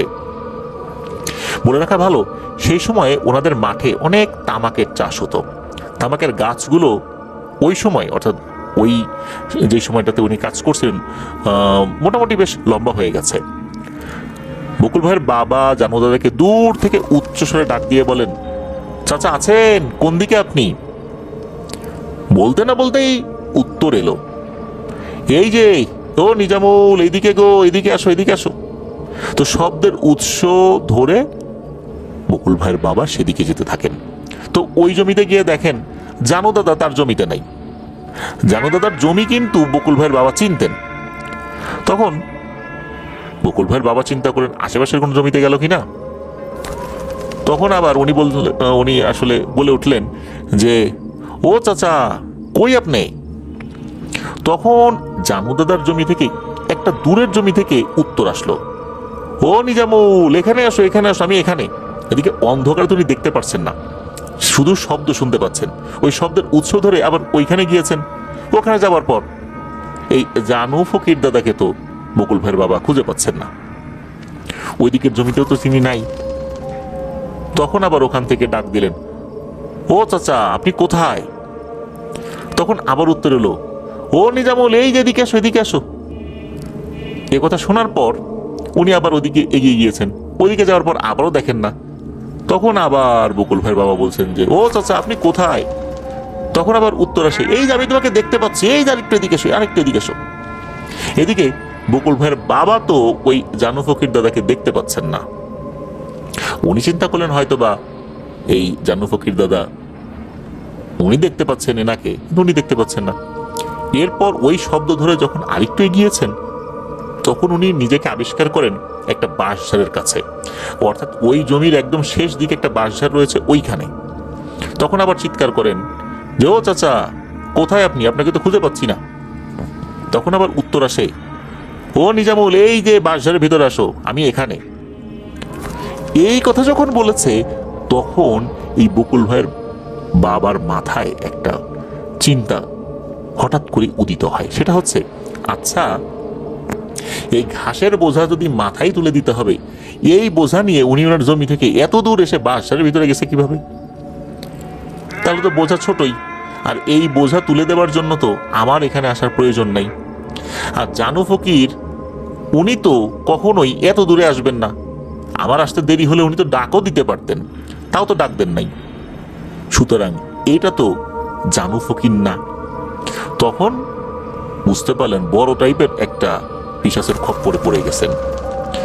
উনি সাথে সাথে ওনার কোমরে গুজে থাকা বিড়ির প্যাকেট থেকে একটা বিড়ি ধরিয়ে নিলেন। এরপর বিড়ি টানতে টানতে উল্টো দিকে ঘুরে উনি ওনার জমির দিকে যেতে থাকলেন। উনি ওনার জমি ক্রস করে যখন নদীও পার হয়েছেন, নদী পার হবার পর আবার একটা আম বাগান পড়ে। ওই আম বাগানে ঢুকবেন ঢুকবেন ভাব, এমন সময় পেছন থেকে শব্দ আসে, বেঁচে গেলি রে, বেঁচে গেলি। তুই যদি আজকে বাঁশ বাগানের মধ্যে একবার ঢুকতি, দেখতি তোকে কি করতাম। এই কথা শোনার পর এই বকুল ভাইয়ের বাবা বুঝতে পারলেন এই দুষ্টু অশরীরীটার দৌড় এই আম বাগান পর্যন্তই, ওর এলাকা শেষ, তা না হলে এই আম বাগানের মধ্যেও ঢুকে পড়তো। তো এই যে আম বাগানের কথা বললাম, 182তম এপিসোডে এই আম বাগানেই কিন্তু এই বকুল ভাইয়ের বাবার সাথে ঘটনাটি ঘটেছিল। তো যাই হোক, ওনার বাবা বাড়িতে চলে আসেন। বাড়িতে চলে আসার পর ওনার মায়ের কাছে সবকিছু খুলে বলেন কি কি হয়েছে তার সাথে। এ কথা শোনার পর বকুল ভাইয়ের মা তাকে গোসল করতে বলেন। তারপর বকুল ভাইয়ের যিনি দাদা, উনি তো শুনেছিলেন, দাদা ঝাড়ফুঁক করে দেন। এর মধ্যে কিন্তু কোনো সমস্যা হয়নি। এদিকে বকুল ভাইয়ের বাবা উনি ক্ষিপ্ত হন এই জানু ফকির ওনার উপরে, যে এই লোকটা যে চলে আসবে আমাকে একটু বলবেও না। আমি না হয় তার কোনো খোঁজ খবর নিতে পারিনি, কাজে মনোনিবেশ করেছিলাম, প্রয়োজনটা তো তার, সে আমাকে একবার ডাক দিত। আমাকে কোনো কিছু না বলে সে চলে আসলো। সে রাগে গজ গজ করতে করতে গিয়েছেন এই জানু ফকির দাদার বাড়িতে। গিয়ে দেখেন কুপির আলোতে এই জানু ফকির দাদা একটা ধারালো জিনিস দিয়ে ঘাস কাটছেন, টুকরো টুকরো করে গরু ছাগলকে খেতে দিবেন। এরকম আরামসে ঘাস কাটতে দেখে এই বকুল ভাইয়ের বাবার মেজাজ হয়ে যায় ভীষণ গরম।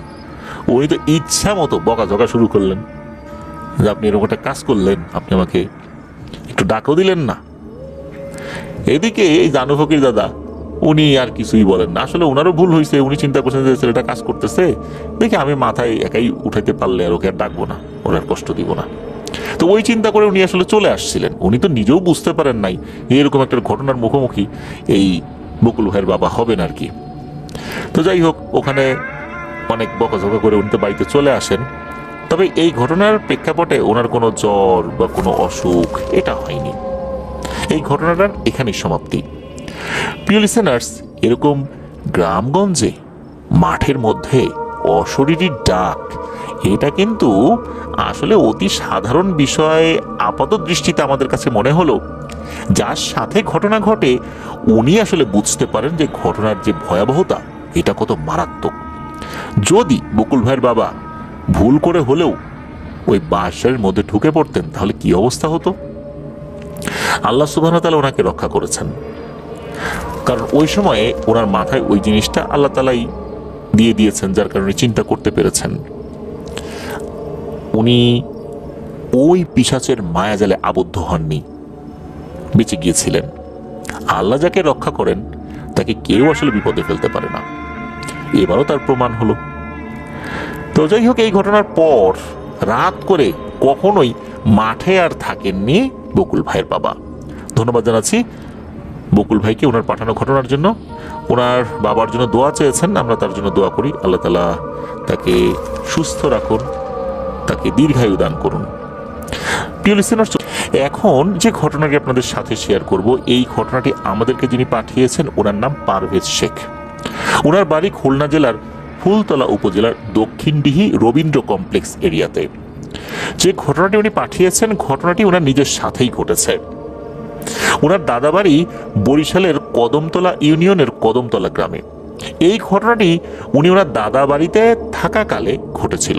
মূলত বেড়াতে গিয়েছিলেন একটা ছুটিতে, তখন ঘটেছিল। গরমের ছুটিতে উনি ওনার দাদা বাড়িতে বেড়াতে গিয়েছেন। তো সেখানে ওনার মেজো চাচার ছেলে, বড় চাচার ছেলে যারা আছেন তাদের সাথে অনেক মজা, হাসি তামাশা এগুলো করে দিন কাটাচ্ছেন। একদিন সন্ধ্যার পর একটা চায়ের দোকানে গল্প করতে করতে একটি ব্যাপারে কথা ওঠে। ওনাদের ওখানে একটা বিল রয়েছে, ওই বিলে টেটা দিয়ে কে কত মাছ ধরতে পারে। এই পারভেজ শেখ ভাই, ওনার কিন্তু টেটা দিয়ে মাছ শিকারে দারুণ একটা অভিজ্ঞতা রয়েছে। উনি চ্যালেঞ্জ দিয়ে বসেন যে ওনার সাথে টেটা দিয়ে মাছ শিকার করে কেউ পারবে না। ওনার এই আত্মবিশ্বাসের কারণটা হচ্ছে উনি টেটা দিয়ে মাছ শিকারে এতটাই পারদর্শী হয়েছিলেন যে উনি চিন্তাই করে নিয়েছিলেন যে ওনার সাথে মাছ ধরে কেউই পারবে না। কারণ এই বিষয়ে আসলে মাছ শিকারে ওনার ছোটবেলা থেকে অভিজ্ঞতা ছিল। ওনার মধ্যে এরকম অভিজ্ঞতা আসলে কারো ছিল না বলেই পারভেজ শেখ ভাইয়ের ধারণা ছিল। সিদ্ধান্ত হলো ওখান থেকেই যে ওনার চাচাতো 3 ভাই মাছ ধরতে যাবে, সাথে পারভেজ শেখ ভাই যাবে। কে কত বেশি মাছ পায় দেখা যাবে। রাত 12টার পর ওনারা বের হয়ে ওই বিলে চলে যাবেন। রাতে খাওয়া দাওয়া শেষ করে গল্প গুজব করে অবশেষে রাত 12টা কি 1টার দিকে ওনারা বের হয়ে গেছেন। সবার হাতে টর্চ লাইট দিয়ে দেখবেন যে মাছ কোথায় আছে, ওটা দিয়ে মাছের অবস্থান শনাক্ত করে বাস টেটা চালিয়ে দেবেন। ওনারা এক সাইড থেকে মাছ ধরতে শুরু করেছেন। মাছ ধরতে ধরতে এই পারভেজ শেখ ভাই উনি একটু দূরে চলে গিয়েছেন। দেখা যাচ্ছে যে ওনার সাথে অন্য যে চাচাতো ভাইরা ছিল তারা একটু দূরে চলে গিয়েছে। এখানে একটা বিষয়, সেটা হচ্ছে টেটা দিয়ে মাছ শিকার করার সময় এই মাছগুলো কোথায় রাখবেন, এই রাখার জন্য 2টো ব্যাগ নিয়েছিলেন। আমরা বাজারে যেই ব্যাগগুলো নিয়ে যাই, দেখা যাচ্ছে বাজার করার পর ওই ব্যাগের একটা জায়গায় কিন্তু আমরা হাত দিয়ে ধরে রাখি, অর্থাৎ ওই ব্যাগের 2টো সাইড থাকে। 2টো সাইডের ভেতর দিয়ে কিন্তু হাত ঢোকানো যায়। তখন ওই 2টো সাইড এক করে আমরা এক হাত দিয়ে বাজারের ব্যাগটা কিন্তু ধরে রাখি। ওই বাজারের ব্যাগটা যখন ধরি তখন কিন্তু অনায়াসে আমরা হাত দিয়ে বাজারের ব্যাগটা আমরা নিয়ে আসতে পারি। কিন্তু মাছ ধরার সময় যেটা হয় সেটা হচ্ছে উনি বাজারের ব্যাগ যেটা, সেটা ওই যে হাত দিয়ে ধরার যে জায়গাটা 2টো পয়েন্ট থাকে আর কি, ওই 2টো পয়েন্টের ভিতর দিয়েই গামছার এক মাথা ঢুকিয়ে দিয়েছেন। ওনার কোমরের ডান পাশে একটা বাজারের ব্যাগ, বাম পাশে আর একটা বাজারের ব্যাগ, 2টো নিয়েছেন। যেটাই সুবিধা হয় ওটাতে রাখবেন আর কি। তো ওই যে 2টো হাতলের মতো জায়গা থাকে, ওই 2 দিক দিয়েই উনি গামছা ঢুকিয়ে কোমরের সাথে খুব শক্তভাবে প্যাচ দিয়ে গিট দিয়ে দিয়েছেন, যাতে করে কোনোভাবেই বাজারের ব্যাগ কোমর থেকে খুলে না পড়ে যায়। ওনার মতো করে ওনার অন্য চাচাতো ভাই যারা ছিলেন তারাও একই রকম ভাবে মাছ ধরে যাচ্ছেন, মাছ পাচ্ছেন, ব্যাগের মধ্যে রাখেন, কখনো ডানেরটায় রাখেন, কখনো দেখা যাচ্ছে যে বাইরটায় রাখেন, মানে রাখতে যখন যেটা সুবিধা হয় আর কি। তো এভাবে ওনারা মাছ ধরছিলেন। দেখা যাচ্ছে যে ওই সময় রুই মাছের পোনা, তেলাপিয়া, তারপর টাকি মাছ, এগুলোই বেশি পাওয়া যাচ্ছিল আর কি। এদিকে উনি মাছ ধরতে ধরতে ধরতে ধরতে কখন যে অনেকটা দূরে চলে আসছেন এটা উনি খেয়াল করেননি। তবে যখন খেয়াল করেছেন তখন যে আবার ওনার চাচাতো ভাইদের কাছে চলে আসবেন এটা উনি চিন্তা করেননি। উনি আবার দূর থেকে বলছেন, এই আমি এদিকে আসি, তোরা মাছ ধর। ওনার চিন্তা ছিল যেহেতু চ্যালেঞ্জ দিয়ে আসছেন, একসাথে থাকলে তো মাছ কম পাবেন, এই চিন্তা করে উনি একটু সাইডে গিয়েছেন যাতে করে মাছ একটু বেশি পাওয়া যায়। তো উনি ওই সাইড দিয়ে যেতে যেতে যেতে যেতে ওই সাইডে একটা কালী মন্দির আছে, ওই দিকটাতে চলে গিয়েছেন। এটা অবশ্য উনি তখনও খেয়াল করেননি। ওই কালী মন্দিরের ওই সাইডটাতে যখন গিয়েছেন তখন কিন্তু উনি ওনার চাচাতো ভাইদের থেকে অনেকটা দূরেই চলে আসছেন। তখন উনি দেখতে পান বড় একটা বাইম মাছ, এটা কিলবিল করে এক জায়গা থেকে আরেক জায়গা যাচ্ছে, তবে ধীর গতিতে।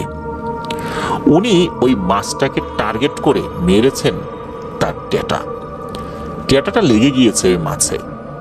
এরপর উনি যখন টেটাটা সামনের দিকে নিয়ে আসছেন, ওই মাছটা ছুটিয়ে ওনার কোমরে থাকা ব্যাগের ভিতরে রাখবেন, তখন দেখেন এক অদ্ভুত দৃশ্য। ওনার কোমরে থাকা ব্যাগ আর নেই। দুটো ব্যাগের মধ্যেই মাছ ছিল। এর আগে যে মাছগুলো উনি পেয়েছেন সেগুলো রেখেছেন। ব্যাগ নাই, এটা কিভাবে সম্ভব? কোমরে কিন্তু গামছাটা ঠিকই রয়েছে, গামছাটা যদি খুলে যেত তাহলে না হয় ব্যাগটা পড়ে যেত।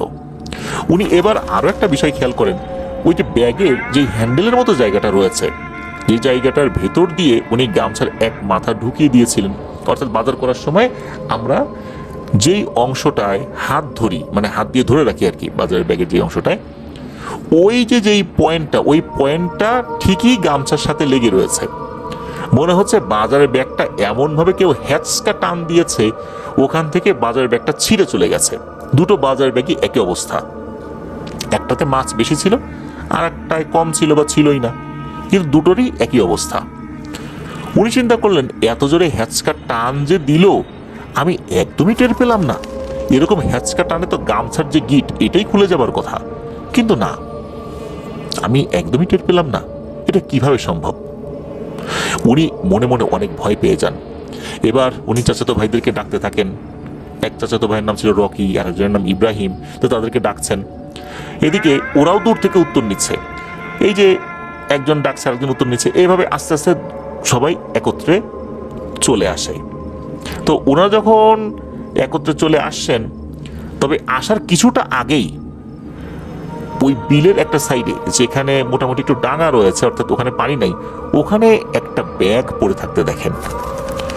উনি ওখানে দেখতে পান যে ওনার মাছের একটা ব্যাগ, যেই ব্যাগটা ফাঁকা ছিল ওটার উনি পান নাই, কিন্তু যেই ব্যাগটায় মাছ ছিল ওই ব্যাগটাই ওখানে পড়ে আছে।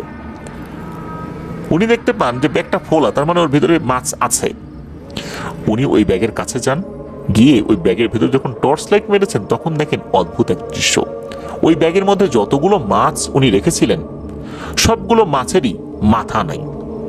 মনে হচ্ছে কেউ কামড় দিয়ে মাথাগুলো ছিঁড়ে বডিটা রেখে দিয়েছে। এটা দেখে তো উনি অনেক ভয় পেয়ে যান। তখন ওরা টেটার সাথে লেগে থাকা ওই যেই মাছটা ছিল সেটা দ্রুত খুলে ব্যাগের মধ্যে রেখে উনি বাড়ির দিকে রওনা দিয়েছেন। ওই চাচাতো ভাইরা যেখানে ছিল ওখানে চলে যান। তো ওই সময় অবশ্য এই ব্যাপারে তাদেরকে কিছু বলেননি উনি। তখন বলেন যে আমার শরীরটা ভালো লাগছে না রে, তোরা মাছ ধর, আমি বাড়িতে চলে যাচ্ছি। তখন ওরা বলে যে আরে চ্যালেঞ্জ দিয়ে আসলাম, এখন আমরা যদি ধরি তোরা না ধরিস বিষয়টা কেমন হয়। তখন উনি এবার বলেন যে না ঠিক আছে, ধরে নে, তোরা জিতে গেছিস, আমার শরীরটা হঠাৎ করে খারাপ হয়ে গেছে, আমি আর মাছ ধরতে পারতেছি না। তখন ওনার চাচাতো ভাইরা বলে, ঠিক আছে আমরা আরো কিছুক্ষণ ধরি, তুই বাড়িতে যা। উনি তো বাড়িতে চলে আসছেন, কাউকে ওই সময় ডাকেন নাই। যে মাছগুলোর মাথা খেয়ে ফেলেছিল একটা বাদে আর কি, যে মাছটা উনি পরে ধরেছিলেন ওটা তো আর মাথা খেতে পারেনি, তো ওই মাছগুলো উনি কেটে পানি দিয়ে ধুয়ে ফ্রিজে রেখে ঘুমিয়ে পড়েছেন। সকালবেলা ঘুম থেকে উঠে উনি আর দাঁড়াতেই পারছেন না, শরীরে এমন জ্বর আর শরীরটা এমন ভারী হয়ে গেছে। তবু উনি রাতের এই ঘটনাটা কাউকে বলেননি। বললেই হয়তো বা ওনাকে খুলনা পাঠিয়ে দেবে, যে তুই এরকম একটা কাজ করলি, ভূত প্রেতের একটা খপ্পরে পড়ে গেছিস। এই জন্য উনি ওই সময় কাউকে বলেননি। তবে যেহেতু জ্বর এসেছে, এই কারণে এই পারভেজ শেখ ভাইয়ের চাচা তাকে বলেন যে তোকে দ্রুত ডাক্তারের কাছে নিয়ে যাব। ডাক্তারের কাছে নিয়ে যাওয়া হয়, ওষুধ দেওয়া হয়। তবে আসল ঘটনাটা কিন্তু এখন ঘটবে। সেটা হচ্ছে দুপুরবেলা বাড়িতে চাষ করা লাউ শাক রান্না করা হবে, মাছ দরকার, মাছের সাথে এটা রান্না করলে ভালো হবে। তখন এই পারভেজ শেখ ভাই বলছেন যে আমি তো রাত্রে মাছ ধরছিলাম, এগুলা কেটে ফ্রিজে রেখে দিছি, ফ্রিজ থেকে নিয়ে আসি। তখন বললেন ঠিক আছে যা নিয়ে আয়। উনি ফ্রিজ খুলে অবাক হয়ে যান, যেখানে উনি মাছ রেখেছিলেন কেটে ধুয়ে একটা পলিথিনের মধ্যে করে একটা মাছও নাই। অবাক হয়ে যান, এটা কিভাবে সম্ভব? একটা মাছও নাই, মাছগুলো কোথায় গেল? তো ওনার জ্বর তো তখনও আছে, জ্বর 103-এ উঠে যায়। পরবর্তীতে আবারও ডাক্তারের কাছে নেওয়া হয়। তো ডাক্তার উনি ওষুধ দিয়েছেন, তারপরও কোনো কাজ হয় নাই। তারপরে রাতে যে ঘটনাটা ঘটেছে এটা উনি খুলে বলেন। এরপর মূলত এলাকার মসজিদের এক হুজুরের কাছে নিয়ে যাওয়া হয়। উনি একটা রুকিয়া করে দেন, একটা গাঁদা ফুল পরে দিয়েছিলেন আর কি। হুজুর বলেছিলেন এই ফুলটা সবসময় পকেটে রাখবে, একটা নির্দিষ্ট সময় বলেছেন এই সময় পর্যন্ত পকেটে রাখতে হবে, শুকিয়ে গেলেও পকেটে রাখতে হবে। ওয়াশরুমে যাওয়ার সময় এটা খুলে রাখা, মানে বাইরে রেখে যাওয়া যাবে, গোসলের সময় বাইরে রেখে যাওয়া যাবে, কিন্তু মাটিতে রাখা যাবে না, সবসময় মাটির উপরে রাখতে হবে। আর হুজুর উনি বলে দেন, তুমি তো বাবা জানে বেঁচে গেছো, তোমার হাতে তো প্রথমত টর্চ লাইট ছিল, এটা লোহা দিয়ে তৈরি ছিল, আবার হাতে ট্যাটা ছিল, ট্যাটার এক মাথা তো লোহা দিয়ে তৈরি, এই জন্য আল্লাহর রহমতে তোমার কোনো ক্ষতি করতে পারেনি। তবে এই ধরনের সমস্যা হলে কি করতে হবে, হুজুর একটা বিষয় শিখিয়ে দেন। কেননা উনি কিন্তু যেই মাছটা ধরে নিয়ে এসেছিলেন, এই মাছ কিন্তু পরে আর থাকেনি, নিয়ে গেছে। হুজুর বলে দিলেন, এই ধরনের কোনো সমস্যা যদি হয়, যদি এরকম কোনো মাছ বা কোনো জিনিস কেউ নিয়ে আসে, জিনেদের নজর পড়ে যায়, যদি এটা এটো করে দেয়া যায়, তাহলে নাকি ওরা আর এটা নিতে পারে না। এটা কিভাবে? যদি কেউ বিসমিল্লাহ বলে একটু থুতু ছিটিয়ে দেয়, তাহলে নাকি ওরা আর এগুলো নিতে পারে না। এগুলো তো পারভেজ শেখ ভাই জানতেন না, উনি তো ওনার মতো করে রেখে দিয়েছিলেন, ওরা ঠিকই ওই মাছ গায়েব করে দিয়েছে। তো এটাই ছিল পারভেজ শেখ ভাইয়ের সাথে ঘটে যাওয়া একটি ঘটনা।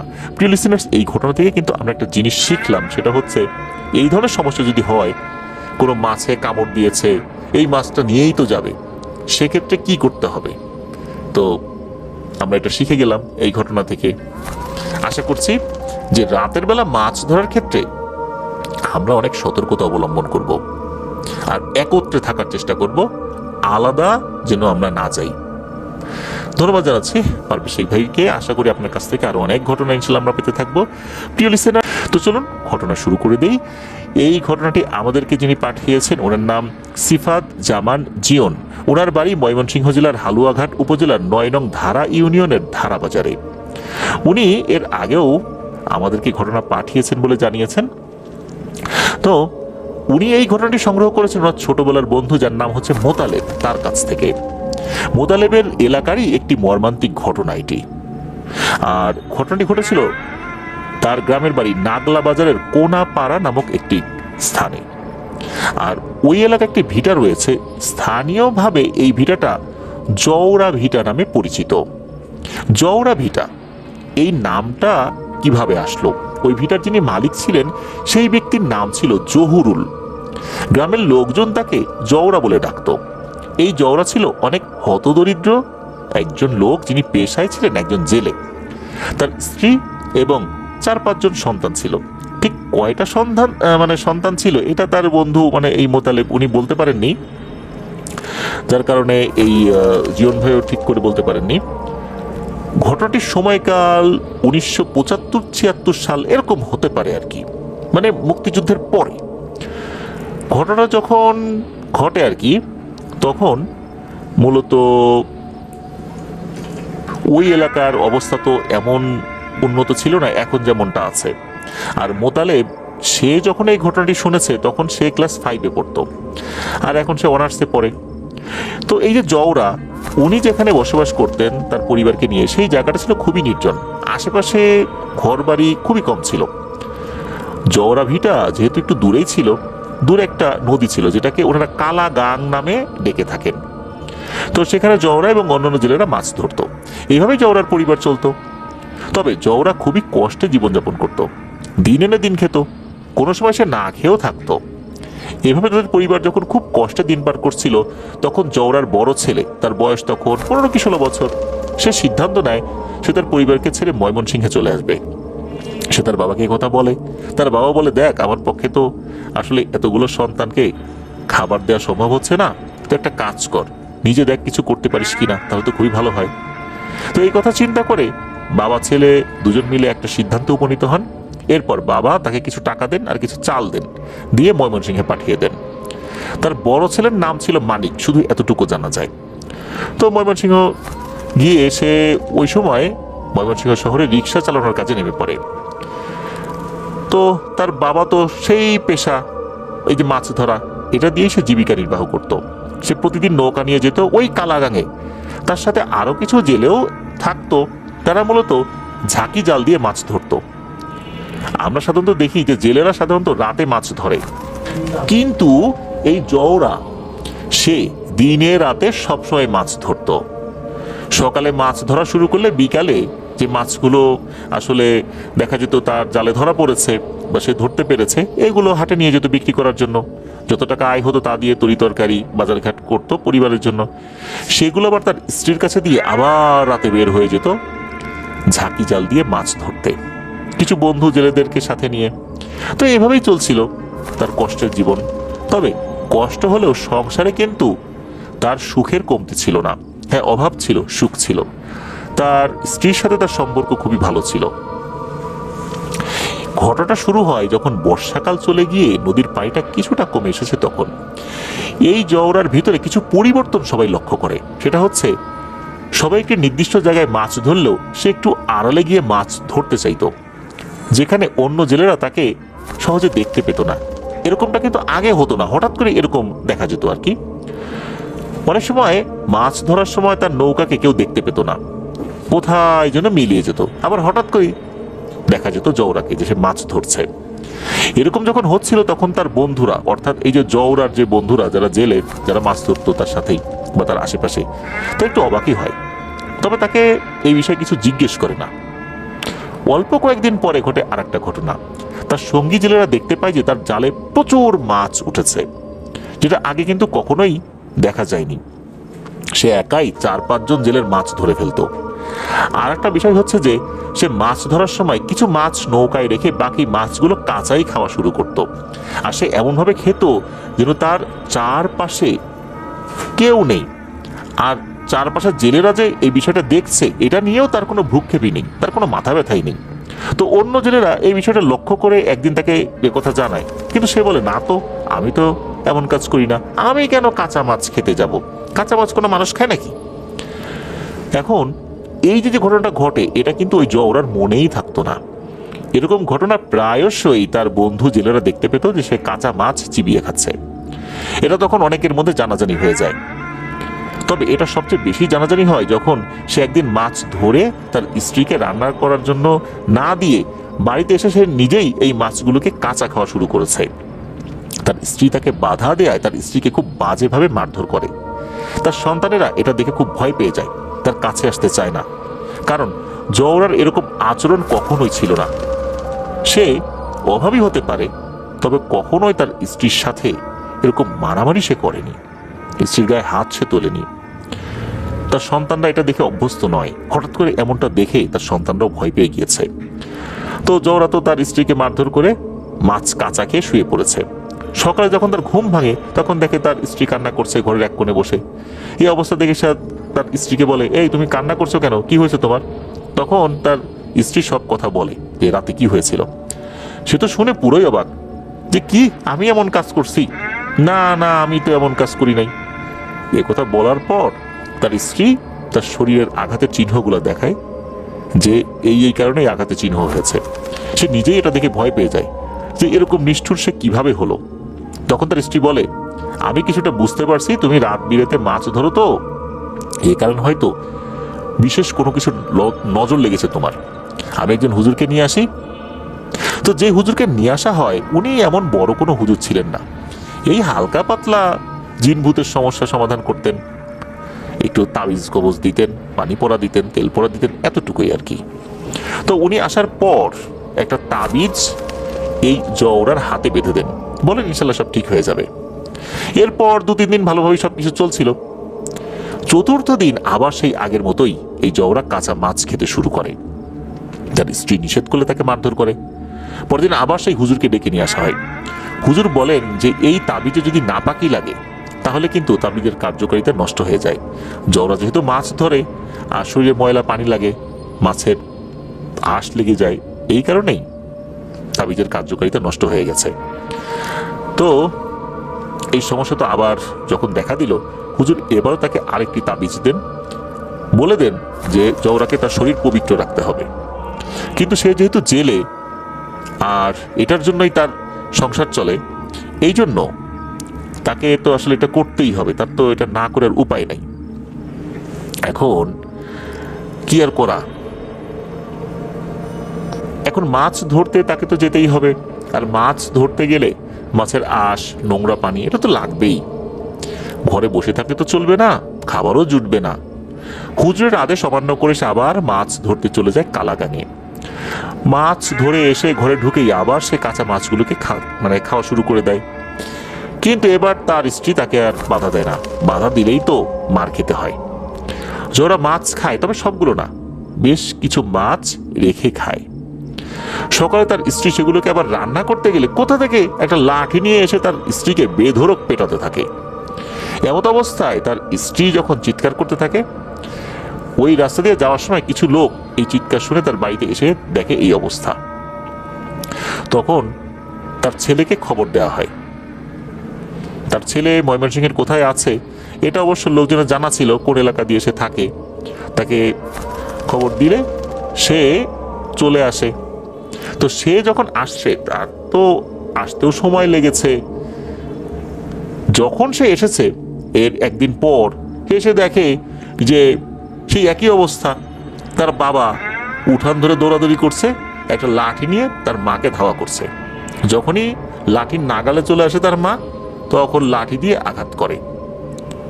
বোঝা গেল যে আসলে ঘটনা সত্য, প্রতিদিনই এই বাড়িতে এই ধরনের ঘটনা ঘটছে। এদিকে তার ছেলে এসে এই দৃশ্য দেখে সে তো আর সহ্য করতে পারে না, তার মাকে এইভাবে মারছে। সে দ্রুত বাবাকে চেপে ধরে, কোনোভাবেই তাকে রাখা যায় না। সেও চিৎকার চেঁচামেচি করতে থাকে। ঘটনাটা দিনের বেলা, লোকজন আশপাশ থেকে চলে আসে। তো জওহরার বাড়ির আশেপাশে ওইরকম ঘর বাড়ি না থাকলেও একদম যে ছিল না তা কিন্তু না। আর আশপাশ দিয়ে কিন্তু লোকজন হাঁটাচলা করতো দিনের বেলা। তো লোকজন চলে আসছে। দড়ি দিয়ে জওহরাকে খুব শক্ত করে একটা গাছের সাথে বেঁধে রাখা হয়। জওহরাও ওই দড়ি থেকে নিজেকে ছাড়ানোর জন্য আপ্রাণ চেষ্টা করতে থাকে। একটা সময় নাকি জওহরা অজ্ঞান হয়ে যায়। তার যখন জ্ঞান ফেরে তখন বিকেল বেলা। তখন সে দেখে তার স্ত্রী, তার বড় ছেলে আর অন্য সন্তানেরা দাঁড়িয়ে কান্নাকাটি করছে। তখন জওহরা বলে, এই মানিক, তুই কখন এলি? আর আমাকে দড়ি দিয়ে বেঁধে রেখেছিস কেন? আমার বাঁধন খুলে দেয়। তখন তার ছেলে দড়ির বাঁধন খুলে দেয়। জওহরা মানিককে বলে, চল মাছ ধরতে যেতে হবে। ছোট ছেলেটাকে তো আর নিয়ে যেতে পারি না, তার ঠান্ডা লেগে যায় যদি, এই জন্য তোকেই নিয়ে যাই, চল। কথা বলে জওহরা আর তার ছেলে মানিক কালাগাঙে যায় মাছ ধরতে। মাছ ধরতে ধরতে সন্ধ্যা হয়ে যায়, যার কারণে জওহরা মানিককে বলে, তুই থাক, তুই মাছ ধরতে থাক, আমি মাছগুলোকে বাজারে বিক্রি করে আসি। তো সে বাজারে চলে যায় আর তার বড় ছেলে মানিক মাছ ধরতে থাকে। কারণ অন্য জেলেরা তো ছিলই, যারা জওহরার বন্ধু বান্ধব ছিল, তার বয়সে এরকম তো অনেকে ছিল ওই সময়। তো ওই দিন কিন্তু আর কোনো সমস্যা হয়নি। পরের দিন রাতের বেলা জওহরা তার ছেলেকে নিয়ে মাছ ধরতে কালাগাঙে যখন গিয়েছে, তখন মাছ ধরার এক পর্যায়ে সে মাছগুলোকে নৌকায় বসে খেতে শুরু করে। সে এমনভাবে মাছগুলোকে খাচ্ছিল মনে হচ্ছে যেন অনেক বছর সে না খেয়ে আছে, মানে এমন হিংস্রতার সাথে সে মাছগুলিকে খাচ্ছে। তার ছেলে যখন এটা দেখে তখন সে জিজ্ঞেস করে যে, বাবা, তুমি কাঁচা মাছ খাচ্ছ কেন? তখন এই জওহরা তার ছেলের দিকে এমন ভাবে তাকায় যেন ওখানেই মাছ খাওয়া বাদ দিয়ে তার ছেলেকেই খেতে শুরু করবে। সে মানিকের দিকে রাগে ফুঁসতে ফুঁসতে আসতে থাকে নৌকার উপরেই। মানিকের কাছে এসে সজোরে দেয় এক ধাক্কায় নৌকা থেকে প্রায় 10 হাত দূরে ছিটকে গিয়ে পানিতে পড়েছে। তার ছেলে মানিক তো সাঁতার জানতো, সাঁতরাতে আবার নৌকার কাছে চলে আসে। তখন অন্য জেলেদেরকে ডাক দেয়। তারা নৌকা নিয়ে এসে দেখে মানিক পুরো ভিজে একাকার। জিজ্ঞেস করলে মানব সব ঘটনা খুলে বলে। তখন তারা জওহরাকে বলে, কি রে জওহরা, তুই তো ছেলেকে ধাক্কা দিয়ে পানিতে ফেলে দিলি কেন? ভাইসা তো সাঁতার জানতো বলে বেঁচে গেছে, কিন্তু তুই তো ছোট ছেলেকে নিয়ে আসলে, সে তো সাঁতার জানে না, সে তো মরেই যেত। কিন্তু এই কথার উত্তর আসে না। সবাই দেখে যে জেলেদের কথার কোনো পাত্তা না দিয়ে আপন মনে সে গোগ্রাসে মাছ চিবিয়ে খাচ্ছে। তখন সবাই মিলে জওহরাকে ধরাধরি করে বাড়িতে নিয়ে আসে। বাড়িতে নিয়ে আসার সময় সে কেমন যেন একটা করছিল, মনে হচ্ছে তার মুখ থেকে গড়গড় গড়গড় আওয়াজ বের হচ্ছে। বাড়িতে নিয়ে এসে সবাই আগের মতো তাকে গাছের সাথে বেঁধে রাখে। সবাই পরামর্শ দেয় যে এভাবেই আর হবে না, তাকে বড় কোনো তান্ত্রিক দেখাতে হবে। তো কথা অনুযায়ী একজন বড় তান্ত্রিকের খোঁজ এলাকাবাসী করে দেয়। তান্ত্রিক আসে এবং বলে, বিষয়টা তো আমি বুঝতে পারছি, ওকে ভয়ঙ্কর এক মেছো পিশাচে ধরেছে, যারা মাছও খায় আবার মাংসও খায়। তান্ত্রিক বলেন, আমি কালকে আসব আর সাথে একজনকে নিয়ে আসবো যার তুলা রাশি। পরের দিন তান্ত্রিক সাথে করে একজনকে নিয়ে আসে। তার শরীরে জিন হাজির করার জন্য তান্ত্রিক তন্ত্র মন্ত্র শুরু করে। এক পর্যায়ে আসলে দেখা যায় যে ওই তুলা রাশির শরীরের ভিতরে জিন না এসে জওহরার শরীরের ভিতরে চলে আসছে। জওহরার ভিতর থেকে ভয়ঙ্কর কণ্ঠে বলতে থাকে, আমায় কেন ডেকেছিস? তান্ত্রিক বলে, কেন ডাকছি তা তো তুই জানিস, এখন বল ওর শরীরে কেন ভর করেছিস? কেন এই গরিব মানুষটাকে কষ্ট দিচ্ছিস? তখন নাকি ওই জিনটা বলে, আমি ওই কালাগাঙেই থাকি, আর এই লোকটাকে আমি অনেকদিন ধরেই নজরে রেখেছিলাম, কারণ বাকি জেলেরা মাছ ধরে সবাই চলে যেত একসাথে, কিন্তু ও একাই অনেক রাত পর্যন্ত মাছ ধরতো। আমরা নিজে নিজে খুব একটা মাছ ধরে খেতে পারি না, তবে ওর শরীরে ভর করার কারণে এখন খুব সহজেই মাছ খেতে পারি। অনেক মাছ ধরে, আমরা ওকে মাছ ধরতে সাহায্য করি, আর এই সুযোগে মাছ আমি খেতে থাকি। আমি তো এর শরীর ছেড়ে যাবো না, যে মজা পাইছি মাছের, ওর শরীর ছেড়ে গেলে এত মাছ কিভাবে খেতে পারবো? তান্ত্রিক বলে, দেখ এই লোকটা অনেক গরিব, একে আর কষ্ট দিস না, বিনিময়ে যা চাস তোকে দেয়া হবে। কিন্তু ওই জিন তো কোনোভাবেই মানে না, তার একটাই কথা, আমি এর শরীর ছেড়ে যাব না। তান্ত্রিক যখন দেখে এ তো মানতে নারাজ, তখন তান্ত্রিক ওই তুলা রাশির উপরে আরো বেশি করে রুকিয়া করে এই জিনটাকে হাজির করার চেষ্টা করে। একটা পর্যায়ে তুলারাশির উপরে ওই জিনটা হাজির হতে বাধ্য হয়, জওরার শরীর ছেড়ে দিয়ে ওই তুলারাশির শরীরের ভিতরে ঢুকতে বাধ্য হয়। এরপর ইচ্ছে মতো পিটাতে থাকে ওই নির্দিষ্ট একটা পদ্ধতি ফলো করে, যন্ত্রণায় আর্তনাদ করতে থাকে, আর চারপাশের গাছপালা মনে হচ্ছে ভেঙে চুরে একাকার হয়ে যাচ্ছে, প্রচুর বাতাস বইতে শুরু করে। তবে এর মধ্যে মাঝে মাঝে তান্ত্রিকের চুল ধরে সে টানাটানি করার চেষ্টা করে। এমত অবস্থায় তান্ত্রিক নিজেও ভয় পেয়ে যায়, কিন্তু তারপরেও সে তার তন্ত্রক্রিয়া চালিয়ে যায়। এক পর্যায়ে ওই দুষ্ট জিনটা ছেড়ে যেতে রাজি হয়, কিন্তু এর বিনিময়ে সে কিছুই চায়নি। নর্মালি কিন্তু এর বিনিময়ে কিছু দিতে হয়, কিন্তু সে কিছুই চাইল না, এমনিতেই নাকি চলে যায়। তান্ত্রিক জওরা ভিটার অর্থাৎ জওরার যে বাড়ি, তার 3 জায়গায় বিশেষ এক ধরনের মাদুলি পুঁতে দিয়েছিল। এরপর জওরার হাতে, কোমরে, গলায় 3টা মাদুলি দিয়ে দিয়েছিল। আর এই মাদুলিগুলো এমনভাবে কবিরাজ বেঁধে দিয়েছিলেন যাতে করে সে মাছও ধরতে পারে, তেমন কোনো সমস্যা না হয়। তবে এটা খোলা যাবে না, ইচ্ছাকৃতভাবে নোংরা করা যাবে না। কবিরাজ আরো বলে দেন যে তোমরা সাবধানে থেকো, কারণ ওই জিনটা ক্ষিপ্ত হয়ে আছে, সুযোগ পেলেই তোমাদের ক্ষতি করবে। এই বলে তান্ত্রিক চলে যান। এরপর মোটামুটি মাসখানেক চলে যায়, কোনো সমস্যা হয় না। তার ছেলে মানিকা আবার ময়মনসিংহে চলে যায়। একদিন সকালবেলা ওখান দিয়ে বাজারের দিকে যাওয়ার পথে ওই জওরাভিটার পাশেই ছিল একটা বাঁশ বাগান, ওখানে কিছু লোক দেখতে পায় ভয়ঙ্কর এবং বিভৎস দৃশ্য। জওরা আর তার পুরো পরিবারকে নির্মমভাবে হত্যা করে বাঁশের আগায় তাদের মরদেহ ঝুলিয়ে রেখেছে। সে কি এক ভয়াবহ দৃশ্য! জওরার হাত, পা, মাথা শরীর থেকে বিচ্ছিন্ন, তার স্ত্রী সন্তানদের লাশও একই রকম অবস্থায় ঝুলিয়ে রাখা। বড় ছেলেকে খবর দেওয়া হয়, যেহেতু সে বেঁচে ছিল। সে আসে, পরিবারের এই অবস্থা দেখে কে আর নিজেকে সামলাতে পারে, সে কান্নাকাটি করতে থাকে। মৃতদেহগুলোকে ধর্মীয় রীতিনীতি অনুযায়ী কবর দেওয়া হয়। মানিকের যে কয়েকজন বন্ধু ছিল তারা ওই গ্রামের, তো তারা তো তাদের বাড়িতেই থাকে।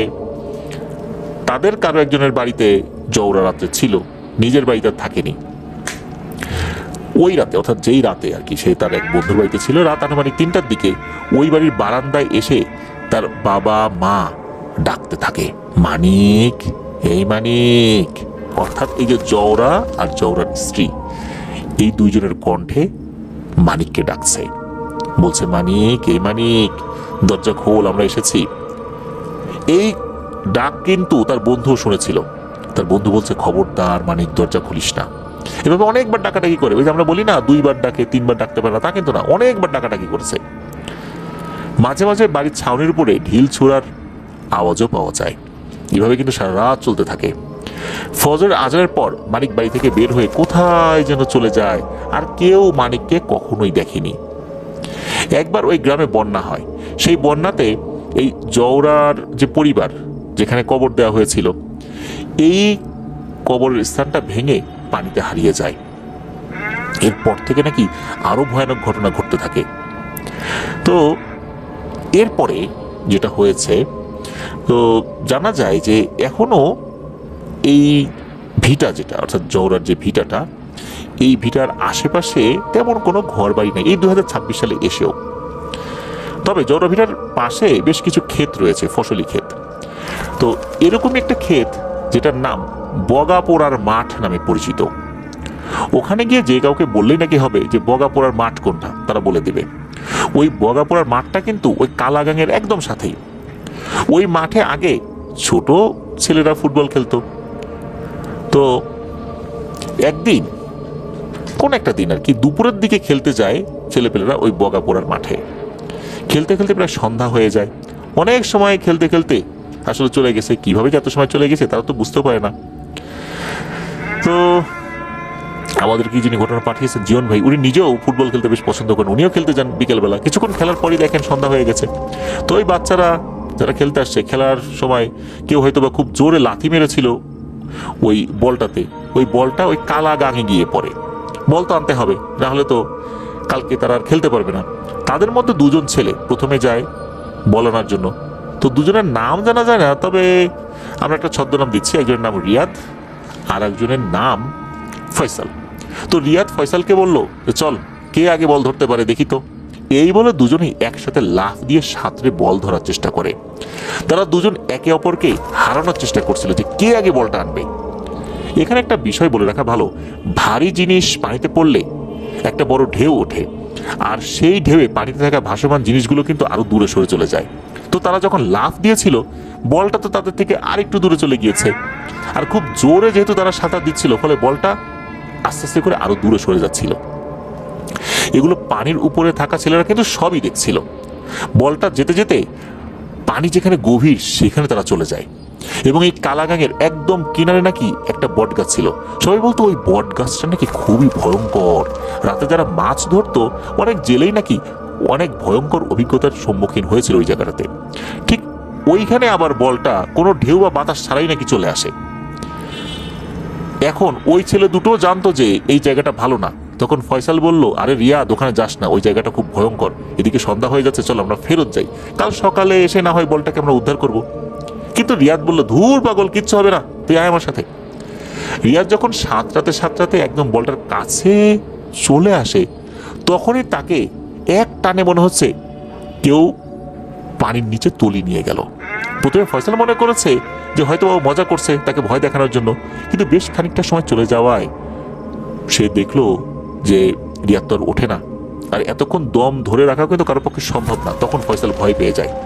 যখন সবাইকে চিৎকার দিয়ে বলতে থাকে যে রিয়াদকে পাওয়া যাচ্ছে না, রিয়াদকে পাওয়া যাচ্ছে না, ওই পাশ থেকে কিন্তু সবাই শুনেছে। তখনই নাকি ফয়সালকে একই রকম ভাবে টান দিয়ে পানির নিচে নিয়ে গেল। এইটা কিন্তু দূর থেকে কয়েকজন দেখেছে, কারণ ফয়সাল তো চিৎকার দিয়ে বলেছিল রিয়াদকে পাওয়া যাচ্ছে না।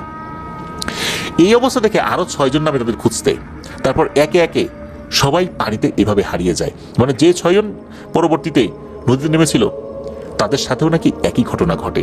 এই 6 জনকেও একই রকম ভাবে হ্যাঁচকা টানে পানিতে নিয়ে গিয়েছিল। এখন ডাঙায় যারা ছিল তারা তো ভয়ে এক একজন দৌড় দিয়েছে এক এক দিকে। এলাকার বয়স্ক ব্যক্তিদেরকে এই বিষয়টা জানানো হলে তারা ভালো ডুব দিতে পারে এমন কয়েকজন লোক নিয়ে এসে নদীতে ডুব দিয়ে খোঁজাতে থাকে আর কি। তারাও খুঁজতে থাকে, জালও ফেলা হয়, তবে কাউকে খুঁজে পাওয়া যাচ্ছিল না। এই ঘটনার পর সবাই তো খুব আতঙ্কিত। এই জায়গায় সবাই মাছ ধরে তাদের জীবিকা নির্বাহ করে, আর এই জায়গায় এসব কি ভয়ঙ্কর কাণ্ড শুরু হলো। এরপর তো ওখানে কেউই আর খেলতে যায় না ভয়ে। এরপর শুরু হয় আর একটা ঝামেলা। যেই মাঝিরা রাতে মাছ ধরতো তারা প্রায়ই শুনতে পেত কালাগাঙের কিনারের ওপাশে যেই বেশ জঙ্গলের মতো জায়গাটা ছিল, ওখান থেকে বিভিন্ন রকমের কান্নার আওয়াজ শোনা যেত। কখনো শোনা যেত কোন একটা মেয়ে মনে হয় খুব কষ্ট নিয়ে কান্নাকাটি করছে, আবার কখনো অনেক ছেলে একসাথে কান্নাকাটি করছে, এমনটা শোনা যেত। তো কান্না করতে করতে নাকি হঠাৎ করে বিশ্রীভাবে হাসাহাসি শুরু করে দিত। আর হাসিটাও খুব অদ্ভুত। কাক যদি হাসে কেমন লাগবে, মনে হতো কাক আর মানুষ একসাথে হাসতো। কোনো কোনো মাঝি তো আবার সাদা কাপড় পরা এক মহিলাকেও নাকি দেখতে পেত ওই বটগাছটার ওখানে এসে দাঁড়িয়ে আছে, আর মাঝিদের হাত দিয়ে ইশারা করে তার কাছে ডাকছে। কিন্তু কোনো মাঝি বা জেলেই ভয়ে ওদিকে যেতে চাইতো না। তো এটা কিন্তু তারা দেখতো। অনেক মানুষ তো সচেতন হয়ে গিয়েছিল, কারণ যারাই এর আগে কান্নার আওয়াজ শুনে গিয়েছিল তারা কেউই আর ফেরত আসেনি। এবার বলি ওই ছেলেদের কি হলো যারা ডুবে গিয়েছিল। ওই ছেলেদের লাশ ভেসে ওঠে ঠিকই, কিন্তু আশ্চর্যের বিষয় কালাগাঙে তাদের ডুবতে দেখেছিল সবাই, তাহলে ডোবার পরে তাদের লাশ ভেসে উঠলো কিভাবে? ডোবার পর আসলে ওই ডোবার পারে মূলত ভেসে উঠেছিল আর কি। তো ডোবার পার হলো নামাপাড়া হয়ে, ডোবার পার হয়ে কালাগাঙে যাতায়াতের একটা পথ। এই পথটা ছিল ওই সময়, এমনটাই জানিয়েছেন মোতালেব। তো ওই ছেলেদের লাশের অবস্থাও খুবই ভয়ঙ্কর ছিল। সব কয়টা ছেলের মনে হচ্ছে এক একটার মাথা নাই, অন্য জায়গায় পড়ে আছে, মানে দেহ এক জায়গায়, মাথা আর এক জায়গায়। আর এমন দুর্গন্ধ ছড়িয়েছে, আশেপাশে কেউ আর যেতে পারছে না। তখন কোনো মতে লাশগুলোকে নিয়ে গ্রামবাসী দাফন করে দেয়। এরপর যারাই মাছ ধরতে যেত কালাগাঙে, প্রচন্ড দুর্গন্ধের কারণে কেউ আর মাছ ধরতে পারতো না। বলতে গেলে মাছ ধরার একদম অনুপযোগী হয়ে যায় ওই জায়গাটা। এই যে আমরা বললাম যে ডোবার পার কিন্তু কালাগাং থেকে অন্য সাইডে, ওখানে কিন্তু লাশ ভেসে ওঠার কথা নয়। তো এই জায়গাটা এরপরে নিষেধ করে দেওয়া হয় যে কেউ আর এখানে মাছ ধরতে পারবে না, যার ফলে দীর্ঘদিন সেখানে কেউ আর যায়নি। এই বিষয়টা নিয়ে কিন্তু অনেক কথাবার্তা মানুষজন বলতো। এখন তো নাগলা বাজারেই মানুষ বাজার সদাই করে, কিন্তু আগে ছিল 22 শামুল বাজার। ওখানে চায়ের দোকানে বসে অনেকেই এই বিষয়টা নিয়ে আলোচনা করেন এবং তারাই এই সিদ্ধান্তটা মূলত নিয়েছিলেন। তো এরপর তো অনেকদিন কেটে যায়, পরিস্থিতি স্বাভাবিক হয়ে যায়, মানে ওই রকম অস্বাভাবিক ঘটনা শোনা যায় না। সবাই ভাবছে সবকিছু এখন ঠিকঠাকই আছে, এখন মাছ ধরা যেতে পারে। আর ওই সময় মাছ ধরার সময়ও চলে এসেছিল, মানে শীতের আগে আগে কিন্তু মাছ ধরার একটা ইয়ে শুরু হয়ে যায় আর কি, মানে একটা ধুম পড়ার একটা সময় চলে আসে আর কি, শীতের ঠিক আগে আগে। আর শীতের সময় তারও বেশি পড়ে যায় আর কি এরকম মাছ ধরার ধুম। তো যারা মাছ ধরে তাদের জন্য মাছ ধরার এই সময়টা কিন্তু একটা উৎসবের মতো। তো ওই সময় কি করেছে, এই ডোবার পাড় দিয়ে নৌকা বের হয়েছে, ডোবার পাড় দিয়ে নামাপাড়া দিয়ে বের হয়েছে 4-5টা নৌকা মাছ ধরার জন্য। এক একটা নৌকায় 2-3 জন করেছিল। এখন আমরা চিন্তা করতে পারি যে তাদের তো মাছ ধরতে নিষেধ করে দেওয়া হয়েছিল, তবু তারা কেন এলো? আসলে ওরা সব নিয়ম মেনেই এখানে এসেছিল, অর্থাৎ তারা জানে যে এখানে মাছ ধরা নিষেধ, নিয়ম জেনে তারা এখানে আসছে। এরপর তারা চিন্তা করেছে যে দূর এগুলো তার কি হবে, এতদিন কিছু হয় নাই, এই জন্য তারা এই সমস্ত জিনিস খুব একটা পাত্তা দেয়নি। নিষেধ করছে তাতে কি হয়েছে, এটা তো সরকারিভাবে নিষিদ্ধ না, লোকজন নিষেধ করছে। তো তারা তাদের মতো করে নৌকা নিয়ে বের হয়ে গেছে। আর তারা তো একা যায়নি, কয়েকজনকে তো সাথে নিয়ে গেছে। তো তারা মাছ ধরা শুরু করে দিয়েছে। একজন জাল ফেলে, আরেকজন জাল তোলে, আরেকজন নৌকা চালায়, এইভাবে চলছে মাছ ধরা। যে নৌকা চালায় তাকে প্রথমে ধাক্কা লাগায় ওই পিশাচটা। তো ওই শয়তানের তো আর কেউ নাম জানে না, সবাই বলে ওইটা পিশাচ। তো এই যে ব্যাপারটা, অদ্ভুত বিষয় হচ্ছে ওই পিশাচটাকে নাকি অনেকে দেখতো। পিশাচটা বলতো এদিকে আয়, দেখ এদিকে বড় বড় মাছ আছে, এরকম নাকি ডাকতো। এখন ওই পিশাচটা তো তাদের ডাকে, অন্য দিক দিয়ে ডাকে, অন্যভাবে ডাকে। তো লোকজন তো বুঝতে পারে যে এটা আসলে এই পিশাচের কারসাজি। কিন্তু আরো একটা ব্যাপার হলো, সবাই কিন্তু পিশাচকে একই রূপে দেখতো না। কেউ পিশাচ রূপে দেখতো যারা একটু দোয়া কালাম পড়ে গেছে, কিন্তু অনেকেই দেখতো যে কোন একটা জেলে বা তাদের পরিচিত কেউ ডাকছে। তখন তারা কিন্তু কনফিউজড হয়ে যেত, যেদিকে যাবো কি যাব না, গেলে যদি বিপদ হয়। বিশেষ করে কালাগাঙের দিকে ডাকতো আর কি। তখন নাকি একজন মাঝি, মানে যিনি নৌকা চালাচ্ছিল, সে বলে আরে চল, কিছু হবে না। আর আগের মতো এখন কি আর কিছু আছে নাকি রে, আমরা আছি 3 জন, কি হবে? তখন এদের একজন বলে যে আরে যাওয়াটা ঠিক হবে না। এরকম কথা বলতে বলতে তারা কিন্তু রওনা দিয়েছে ওই দিকে। এদিকে তারা ওই দিকটাতে গিয়ে যখন মাছ ধরতে শুরু করেছে, জাল ফেলেছে, তখন মনে হলো জাল নিচে আটকে গেছে। এটাও মনে হচ্ছে নিচে কোনো বড় মাছ ওই জালে আটকেছে, কিন্তু জালটা তোলা যাচ্ছে না। তো এরকম যখন তারা চিন্তা করছে, এর মধ্যে ঘটে আর একটা ঘটনা। ওই যে যিনি নৌকা চালাচ্ছিল, যে মাঝি, সে দেখতে পায় যে এই নৌকার উপরে থাকা অন্য যে 2 জন আছে তারা অদৃশ্য কারোর সাথে কথা বলছে। আর নৌকাটা আস্তে আস্তে এই চওড়া ভিটার দিকে যাচ্ছে। সে কিন্তু তখনই বুঝতে পারে এখানে অশুভ কোনো কিছু ভর করেছে। সে দোয়া কালাম পড়তে থাকে, সে জিন ভূতে বিশ্বাস করে, যেহেতু সে কিন্তু এই বিষয়টা বুঝতে পেরেছিল। এদিকে হয় কি, নৌকাটা থামানো যাচ্ছে না, নৌকাটা একটা সময় পাড়ে চলে আসে, আর ওই দুইজন নেমে ওই জওরা ভিটার দিকে হাঁটতে থাকে। হাঁটতে হাঁটতে ওরা জওরা ভিটাই চলে যায়। ওদেরকে এমনভাবে মায়াজালে আবদ্ধ করে ওই পিশাচটা যে ওরা দুজন কিন্তু জওরা ভিটায় চলে যায়। তো নিয়ে গিয়ে কি করলো, একটা আর একটার সাথে লড়াই লেগে গেছে, মানে দুজন একে অপরকে বেধড়ক মারছে, একে অপরের গলায় কামড় দিয়ে রক্ত বের করে খাচ্ছে, একে অপরকে ছুঁড়ে গাছের আগায় তুলে, মানে গাছের আগায় নিয়ে গিয়ে ছুঁড়ে তুলে ফেলছে আর কি, এরকম একটা অবস্থা। একজন আরেকজন রক্ত খেতে শুরু করেছে, শরীর মাংস খেতে শুরু করেছে, মানে একদম জম্বি অবস্থা, জম্বি মুভির মতো আর কি। মাংস খাওয়ার পরে আবার গাছের আগায় ওঠে, আবার নামে, কখনো বিড়াল হয়ে যায়। মানে মানুষ কিভাবে এরকম হয়ে যায়, অদ্ভুত একটা ব্যাপার। একটা পর্যায়ে দেখা গেল যে এরা এখন শান্ত হয়ে গেছে, ভিন্ন একটা অশরীরী এখানে চলে এসেছে। এই অশরীরী কখনো কাক হয়, কখনো শেয়াল হয়, শেয়াল হয়ে শরীরে ঠুকরে ঠুকরে মাংস খাচ্ছে এই দুজনের। ওই যে জেলেটা, সে তো দূর থেকে এটা দেখছে, সে একটা শব্দও করে নাই। যদি শুধু শব্দ করতো তাহলে হয়তো সেও বিপদে পড়তো। তাকে কিন্তু প্রথমে নাকি ওই পিশাচটা দেখেনি, কিন্তু পিশাচটা এবার হয়তো বুঝতে পেরেছিল কেউ তাকে আড়াল থেকে দেখছে। তো এই যে ব্যাপারটা হচ্ছে, এটা কিন্তু ওই যে মাঝি, সে দেখছে, দীর্ঘ একটা সময় নিয়ে সে দেখছে, কিন্তু মনে হচ্ছিল সে ওখান থেকে নড়তেই পারছে না। হঠাৎ করে এই মাঝি ফিল করে যে কোন একটা তার কাটা দিয়ে তার পিঠে কেউ আঘাত করছে। আমরা অনেকে তার কাটা দেখেছি, এই তার কাটা দিয়ে যদি কাউকে আঘাত করা হয় কি অবস্থা হবে। তো মাঝি ফিল করে তার কাটা দিয়ে কেউ তার পিঠে আঘাত করছে। তখন তো মাঝির শরীর একটু শক্তি ফেরত আসে, সে দ্রুত নৌকা বাইতে শুরু করে, কিন্তু তার নৌকা মনে হচ্ছে সামনের দিকে আর আগায় না, নৌকাটাকে কেউ পেছন থেকে টেনে ধরে রেখেছে। সে কি দোয়া দুরুদ পড়বে তার তো মনে কিছুই আসছে না, ভয়ে সে সব কিছু উল্টে পাল্টে ফেলছে। এমত অবস্থায় সে অজ্ঞান হয়ে যায়।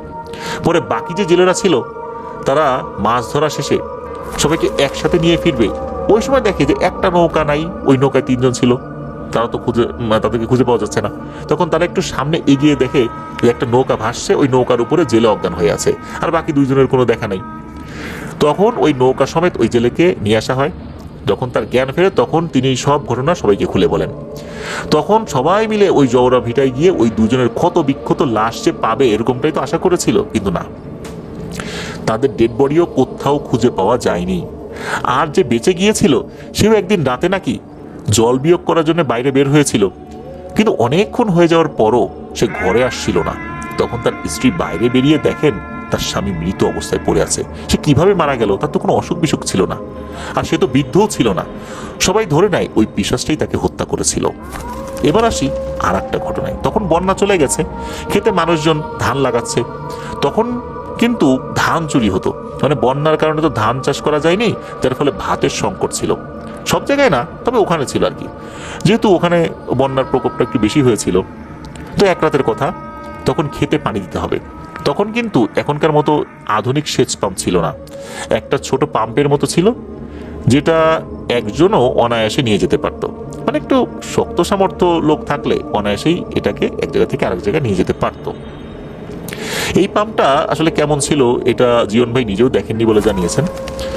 তো এরকম একটা সেচ পাম্প, এক ব্যক্তি, সে তার 16-17 বছরের একটা ছেলেকে সাথে নিয়ে নিজ খেতে গিয়েছেন, মানে যেখানে উনি চাষবাস করবেন, পানি দেওয়ার জন্য।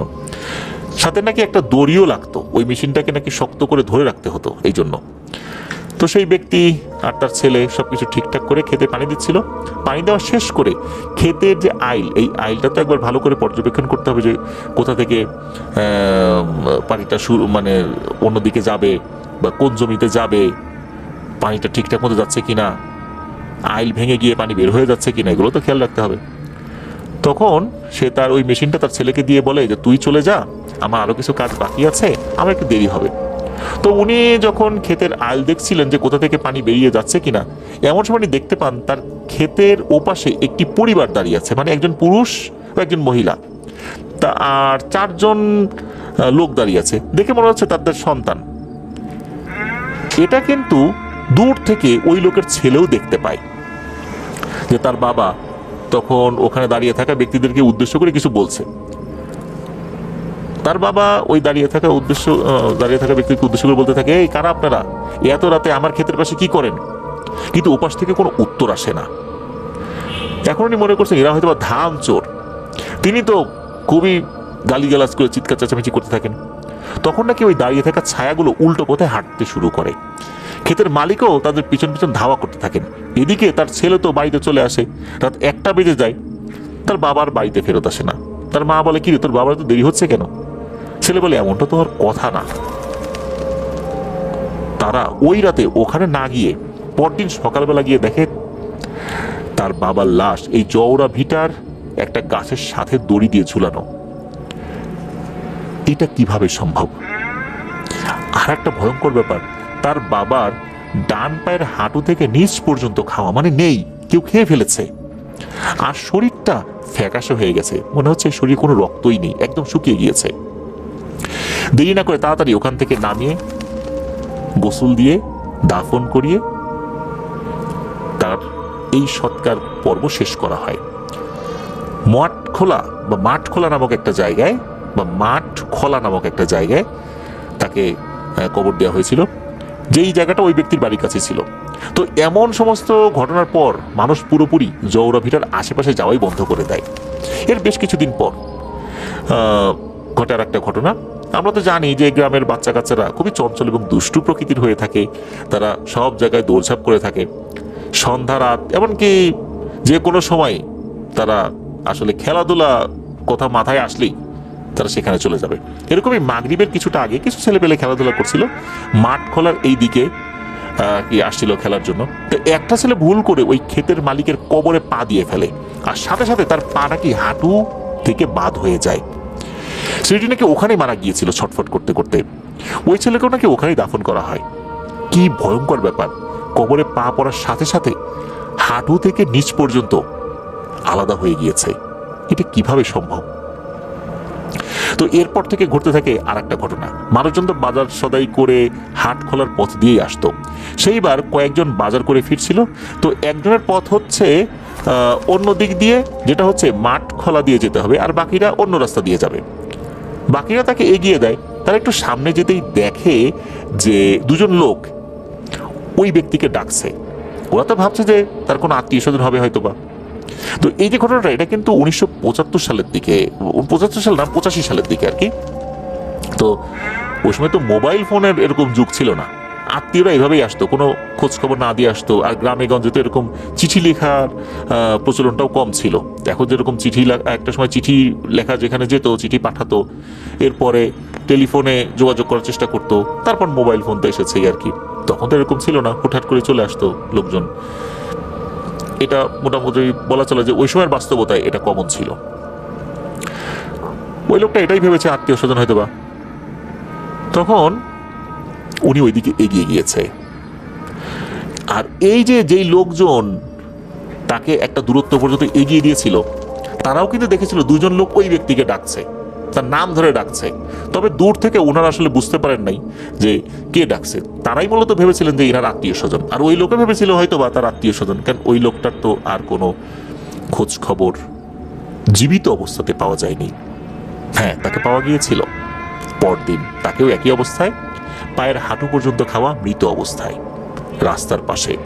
এসব কেন হচ্ছিল, কিভাবে হচ্ছিল, কেউ জানতে পারছিল। তবে জানতে পারে একজন হুজুরের মাধ্যমে। ওই হুজুর বিভিন্ন বাড়ি বাড়ি গিয়ে লজিং খেত। এরকমই এক রাতে সে লজিং খাওয়ার উদ্দেশ্যে বের হয়ে যায়। সে মাঠ খোলার যে জায়গাটা, এটা পার হয়ে জওড়া ভিটার আরও সামনের দিকে আর একটা বাড়ি আছে, ওই বাড়িতে আর কি তার একটা লজিং বাড়ি ছিল। তো উনি যেতে যেতে মাঠ খোলার ওই কবরগুলোর কাছে যখন এসেছেন, তো ওই কবরগুলো ছিল ওই পা কাটা ব্যক্তিদের। তখন উনি দেখেন যে দুজন লোক রাস্তার একদম মাঝখানে এসে মোরগ লড়াই খেলছে। আমরা যেভাবে মোরগ লড়াই খেলি না, ওরকম। তো আমরা নিশ্চয়ই জানি যে মোরগ লড়াই কিভাবে খেলা হয়। এক হাত দিয়ে আমরা এক পা ধরি, আর এক হাতের কনুই দিয়ে অপর পক্ষকে আমরা আঘাত করার চেষ্টা করি, ধাক্কা দেই। তো ওনাকে দেখে ওই দুজন বলে, কিরে হুজুর, লজিং খেতে যাচ্ছিস, ভালো কথা, আগে আমাদের সাথে একটু মোরগ লড়াই খেল, আমাদের হারাতে পারলে তুই যেতে পারবি, না হলে কিন্তু পারবি না। হুজুর তো ভয়ে কি করবেন, সূরা কালাম দোয়া যা জানেন সব পড়তে শুরু করেন। পড়তে পড়তে একটা সময় নাকি এগুলো উধাও হয়ে যায়। তখন উনি চোখ বন্ধ করে নাকি দিয়েছেন দৌড়, আর পেছনে তাকাননি। উনি যেই বাড়িতে লজিং খেতে যাবেন সেখানে পৌঁছান, হাঁপাতে থাকেন, লোকজন তাকে পানি খেতে দেয়। একটু শান্ত হওয়ার পর সব ঘটনা খুলে বলেন। তখন ওনারা তাকে মাদ্রাসা পর্যন্ত এগিয়ে দেন। এরপর থেকে মানুষ জানতে পারে যে আগের মৃত্যুগুলোর পেছনে আসলে এসব কারণ ছিল।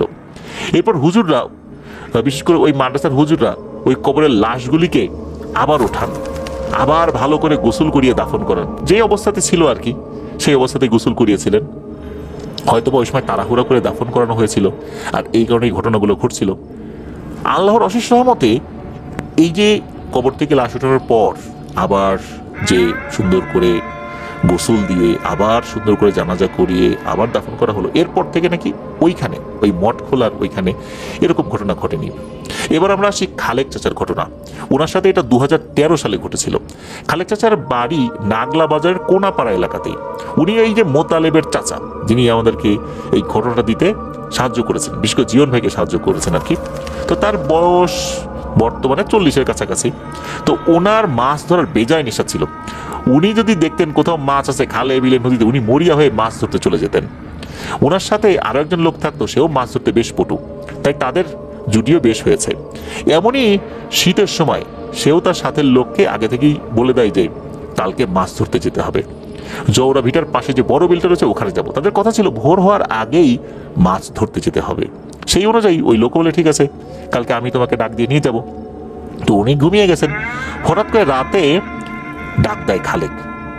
খালেক মানে খালেককে ডাক দেয় আর কি, খালেক এইভাবে। তো খালেকের তো ঘুম ভেঙে যায়। উনি তাকিয়ে দেখেন যে ওনার স্ত্রী জেগেছেন কিনা এই ডাকে। না, ওনার স্ত্রী ঘুমাচ্ছেন, ওনার স্ত্রী ডাক শুনতে পাননি। বাড়ি থেকে আবার ডাক দেয় খালেক। তখন উনি শিওর হন যে আরে জিন ভূত হলে তো 3 বার ডাকতে পারে না, ও তো 3বারও বেশিবার ডাকছে। উনি বলে এই দাঁড়া আসতেছি। তখন উনি মাছ ধরার সরঞ্জামাদি নিয়ে বের হয়েছেন। হাতে ওনার একটা ব্যাটারি যুক্ত টর্চ লাইট। তো উনি বের হয়ে দেখেন সে লোক দাঁড়িয়ে আছে। সে লোক বলে এই তাড়াতাড়ি চল, ফজর আজান দিয়ে দেবে তো, অনেক দেরি হয়ে গেছে। তো খালেকও দেরি না করে চলতে শুরু করে। তবে ওই লোক তার সাথে না গিয়ে অনেকটা সামনের দিকে চলে যায়। এদিকে খালেক চাচা এই যে ডাকাডাকি করেন, ওই লোক কিন্তু কোনো কথাও বলে না। এই ধরনের ঘটনার ক্ষেত্রে যেটা হয় আর কি, হঠাৎ ওই লোক দূর থেকেই বলে এই লাইট বন্ধ কর তো, হাতের লাইট বন্ধ কর। খালেক চাচা বলেন যে এই বেটা লাইট বন্ধ করবো কেন, রাস্তায় যদি সাপ টাপ থাকে কামড়াবে না? আর দেখিস না আজকে অমাবস্যার রাত, আকাশে চাঁদও নাই, চাঁদ থাকলে না হয় একটা কথা ছিল। তখন ওই লোকটা বলে আরে আমরা রাস্তাঘাট খুব ভালো করে চিনি, আর তুইও তো চিনিস, কোনো সমস্যা হবে না, চল। তবুও আসলে মন মানে না ওনার। মাঝে মাঝে লাইট যেই না জ্বালান তখনই ওই লোকটা চিৎকার দিয়ে ওঠে। একটা পর্যায়ে কি মনে করে ওই লাইটটা পরে হচ্ছে ওই ব্যক্তির পায়ের দিকে। তখন উনি দেখেন, মানে এই যে আব্দুল খালেক দেখেন এক ভয়ঙ্কর দৃশ্য। ওই ব্যক্তির পা দুটো উল্টো, মানে পায়ের দিকটা উল্টো দিকে, পায়ের পাতা ঘুরানো, পায়ের গোড়ালি যেদিকে ওইদিকে তার মুখ, ওই লোকের মুখ।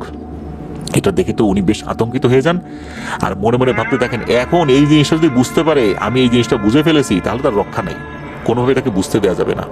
উনি আস্তে আস্তে পেছনের দিকে যেতে থাকেন, মানে ওই লোকটা সামনের দিকে যাচ্ছে, উনি উল্টো দিকে হাঁটছেন। তবে লাইটটা এমনভাবে ধরছেন যে হ্যাঁ উনি সাথেই আছেন। ওই অভাবটাও তখন অনেকটা সামনে চলে গেছে। এইবার উনি উল্টো ঘুরে বাড়ির দিকে দিয়েছেন দৌড়। তখন নাকি পেছন থেকে খুব গম্ভীর গলায় বলতে থাকে বেঁচে গেলি রে খালেক আজকে, না হলে মাছ ধরার শখ তোর জনমের মতো ঘুষাই দিতাম।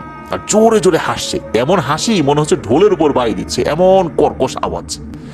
এদিকে পিছন থেকে বলতে থাকে খালেক দৌড়া, আরো জোরে দৌড়া, ধরলাম কিন্তু এখনই এসে। উনি তো আরো জোরে দৌড়ান। উনি তো বাড়িতে এসে দরজাটা লাগিয়ে কম্বল মুড়ি দিয়ে কাঁপতে কাঁপতে শুয়ে পড়েন। এদিকে তার স্ত্রী এই অবস্থা দেখে বলে কি হয়েছে তোমার? তখন সে বলে এই একটু ঠান্ডা লাগছে তো এই জন্য এরকম করছি। পরদিন সকালবেলা সে তার স্ত্রীকে সব কথা খুলে বলেন। উনি বলেন এই জওরা ভিটার জায়গাটা তো এমনিতেই ভালো না, ওইদিকে গেছি মাছ ধরতে, এরকম ঘটনা তো ঘটবেই।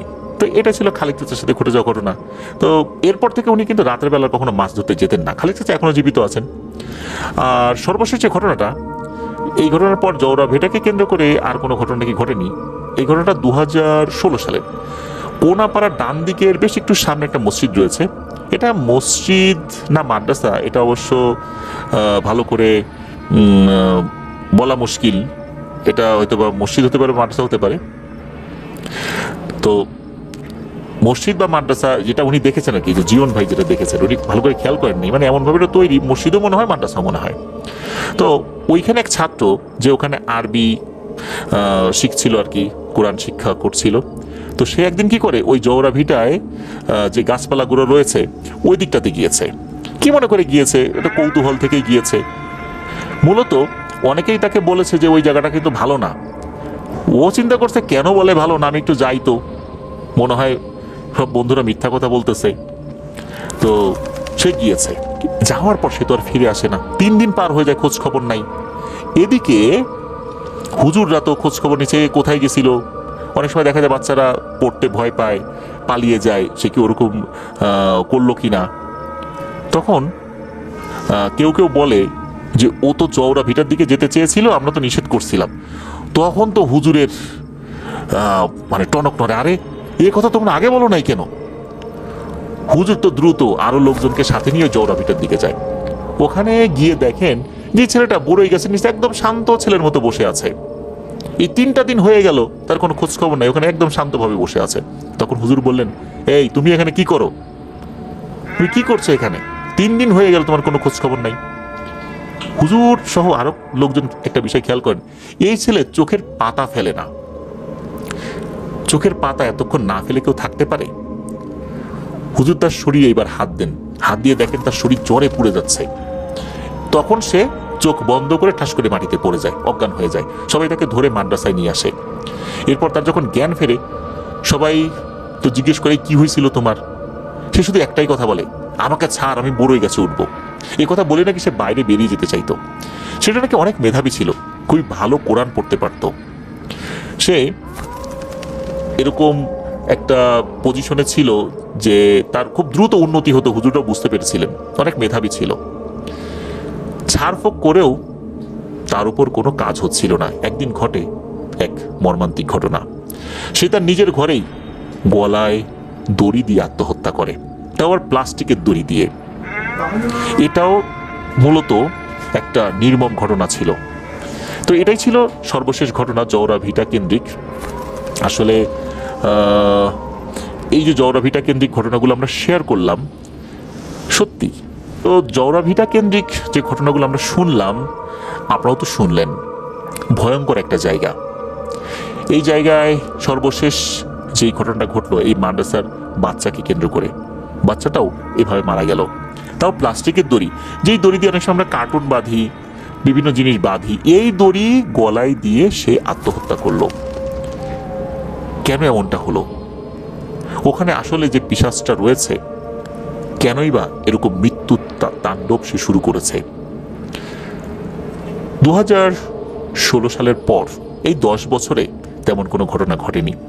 তবে দীর্ঘদিন কিন্তু জওরা ভিটায় কোনো ঘটনা ঘটেনি বলে মানুষ কিন্তু ভুলে গিয়েছিল। আবার তারা তাদের কর্মকাণ্ড শুরু করেছিল বলে আবার নতুন করে শুরু হয়। বিগত 10 বছরে কোনো ঘটনা ঘটেনি, হতে পারে এই 10 বছরের পিশাচটা একটা প্রস্তুতি নিয়েছে, আবার সে তার মৃত্যু খেলা শুরু করে দিতে পারে। এই জন্য ওখানে যারা আছেন অবশ্যই সতর্ক থাকবেন।